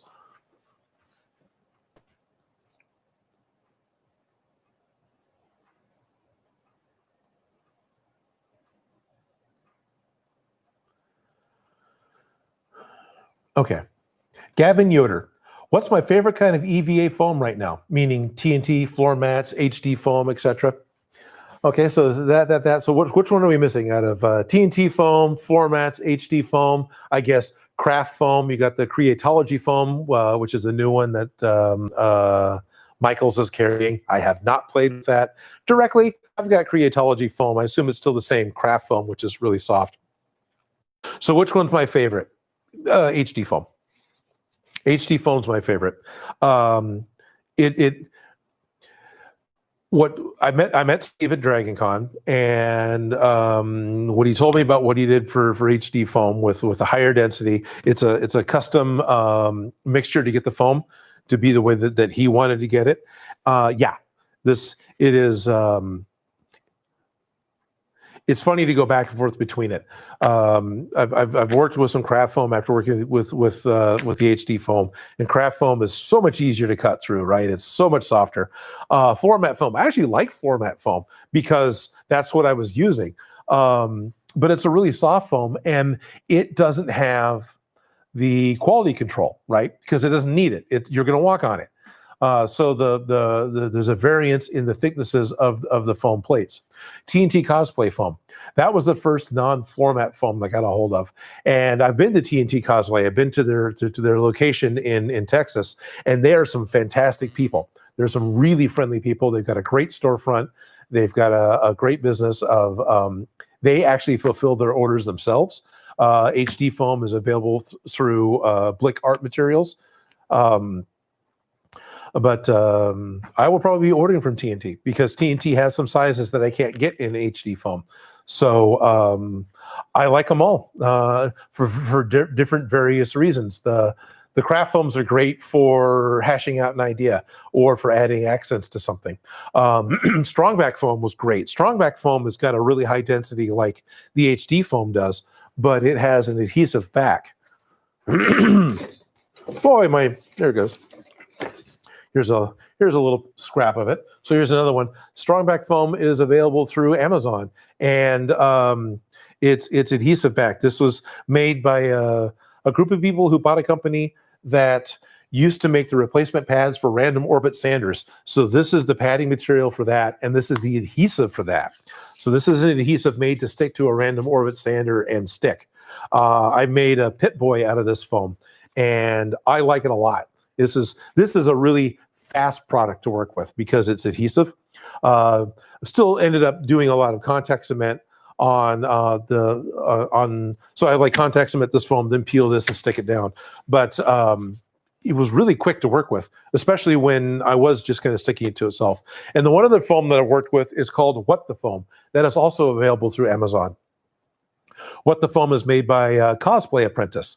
And What the Foam is a extremely high density foam. I don't have a piece right here. The elevator pitch for What the Foam is, what if EVA foam and Warbler had a bastard child? And yeah, that's pretty accurate. It is a very, very dense, almost rubberized foam. It kind of has a bit of a rubber smell when you're working on it with a Dremel. And I've used that for like the Deku mask, and I'm using it for the joints on the Gundam suit because it's strong enough. It can actually be used for strapping, right? You don't want to use EVA foam. HD foam might be okay, but you don't want to use EVA foam to make straps that actually hold your costume on because it stretches easily and tears, and What the Foam doesn't. What the Foam is because it's kind of a combination of Warbler, it has more of a Warbler price. So it's definitely on the higher end of cost, whereas HD foam, TNT Cosplay, and Strongback foam all kind of fit right around the same price point, right? Which is awesome. And then you have format foam and craft foam, which is the low end of price points. So they're all good and they all have their use. But generally speaking, yeah, HD foam. Tijas. Hi, Odin. I'm Tijas. Can you please make a Spider-Man mask with moving eyes? Possibly.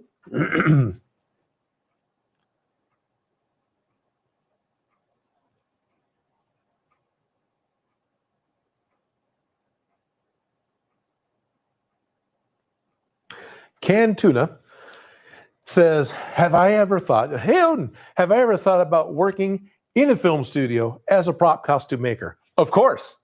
There was a period of time, what is this? This is the late 80s. I'm in community college, and I'm looking at internships at different places, and the college hands me paperwork for Industrial Light and Magic. So I've got the application in hand. This is it. I can apply to be an intern at ILM, right? Interns are generally not paid. I'm living on my own, and I start looking, asking around and looking where it is, Marin. What's the rent in Marin? And then I'm living paycheck to paycheck, and I actually talked myself out of filling out the paperwork to do an internship at ILM at a point in time when it would have been the most ideal for me to do it, because of where I was in life and where they were in life. So I never actually did, and I honestly regret that. I really wish I would have at least gotten a denial letter, right? Because then I would have tried. But I talked myself out of trying, and I've got a lot of disappointment on that. Fast forward to about 2 years ago, I'm doing Monterey Comic Con, and I'm one of two guests with Tori Belici of Mythbusters. That was awesome to get to meet that guy. He's a Monterey native, so it was his hometown to be at that con. He was talking about how in the late 80s he got a hold of paperwork to be an intern at ILM, and he filled it all out and turned it in and was rejected. Which, okay, that made me feel a little bit better, right? Here's Tori. He actually worked on Attack of the Clones. He actually ended up working at ILM, but doing the intern thing that I wanted to do, he got rejected. So it's very easy for me to go, okay, yeah, I would have been rejected, because what was I doing at that time? Painting 40K miniatures. What did I have to prove myself with?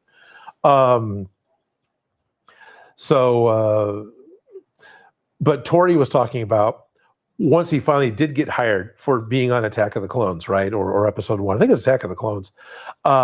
He had still had his rejection letter, right? Because, hey, he did it. So he got his letter.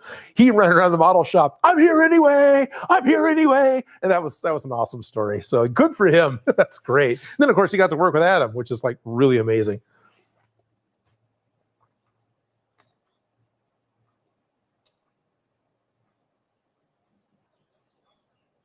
Gaming 56, this is a pretty good question. Hey, Odin, where were you from April 2019 to July of 2019? So a couple of times I've talked about how I've done these TikTok videos, right? So during the month of March, I had to put out 12 TikTok videos. I actually ended up having to make 13 because TikTok also has a very hard no guns rule, to the point that when I put the Fortnight pickaxe up, and they wanted me to make sure I was using their, this was a paid, right, by TikTok. I had to use the music available on their platform only and not upload my own music. They rejected a song that I picked out because it had gun sounds on it. It's like, what the heck, guys? This is the Fortnite music. What do you want? It's on your site.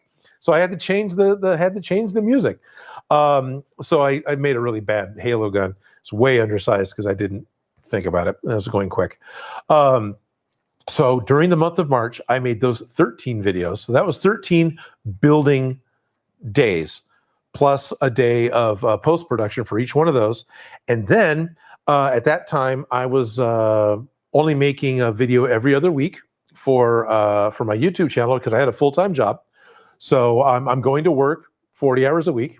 But part of the contract for TikTok was that I was supposed to plug that I was doing TikTok videos every week on my YouTube channel.